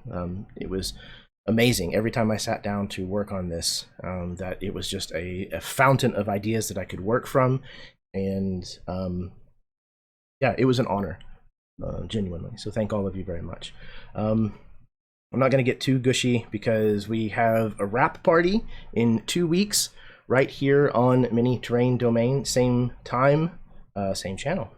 And I'm very much looking for that, and I want to save some for that. There will be a Q&A, so if you have been a part of the audience, if you happen to stop by in 2 weeks, please do say hello to us in the chat, ask us questions about the game, tell us comments, your favorite moments, things you didn't like, just, whatever. We're just going to hang out, chat, and we'll probably have a couple of terrible puns, courtesy of, I'm not going to say names, but, this has been fantastic. Thank you all so very, very much. Yeah, I'm really excited to get to what's next for the Erasmus Expeditions. You can go check this out over on my YouTube channel. Not only will the videos from this game be posted there, I think this and the wrap will be the last ones to post for that, and then I will be starting a new campaign over there on my YouTube channel, and you might see a few familiar faces in that campaign. So I'm very excited to dive into that. Once again, thank you all so very, very much from the bottom of my heart. Doing this is fun, but being able to do this and share it with other people adds a level of appreciation that I can't fully explain. So it does me very, very good as a storyteller and as a creator to know that there are people who are enjoying the stuff that I do for fun anyways. So thank you. And with that, I think we're going to go ahead and sign off. Until next time, may your dice roll high and your snacks always be within reach.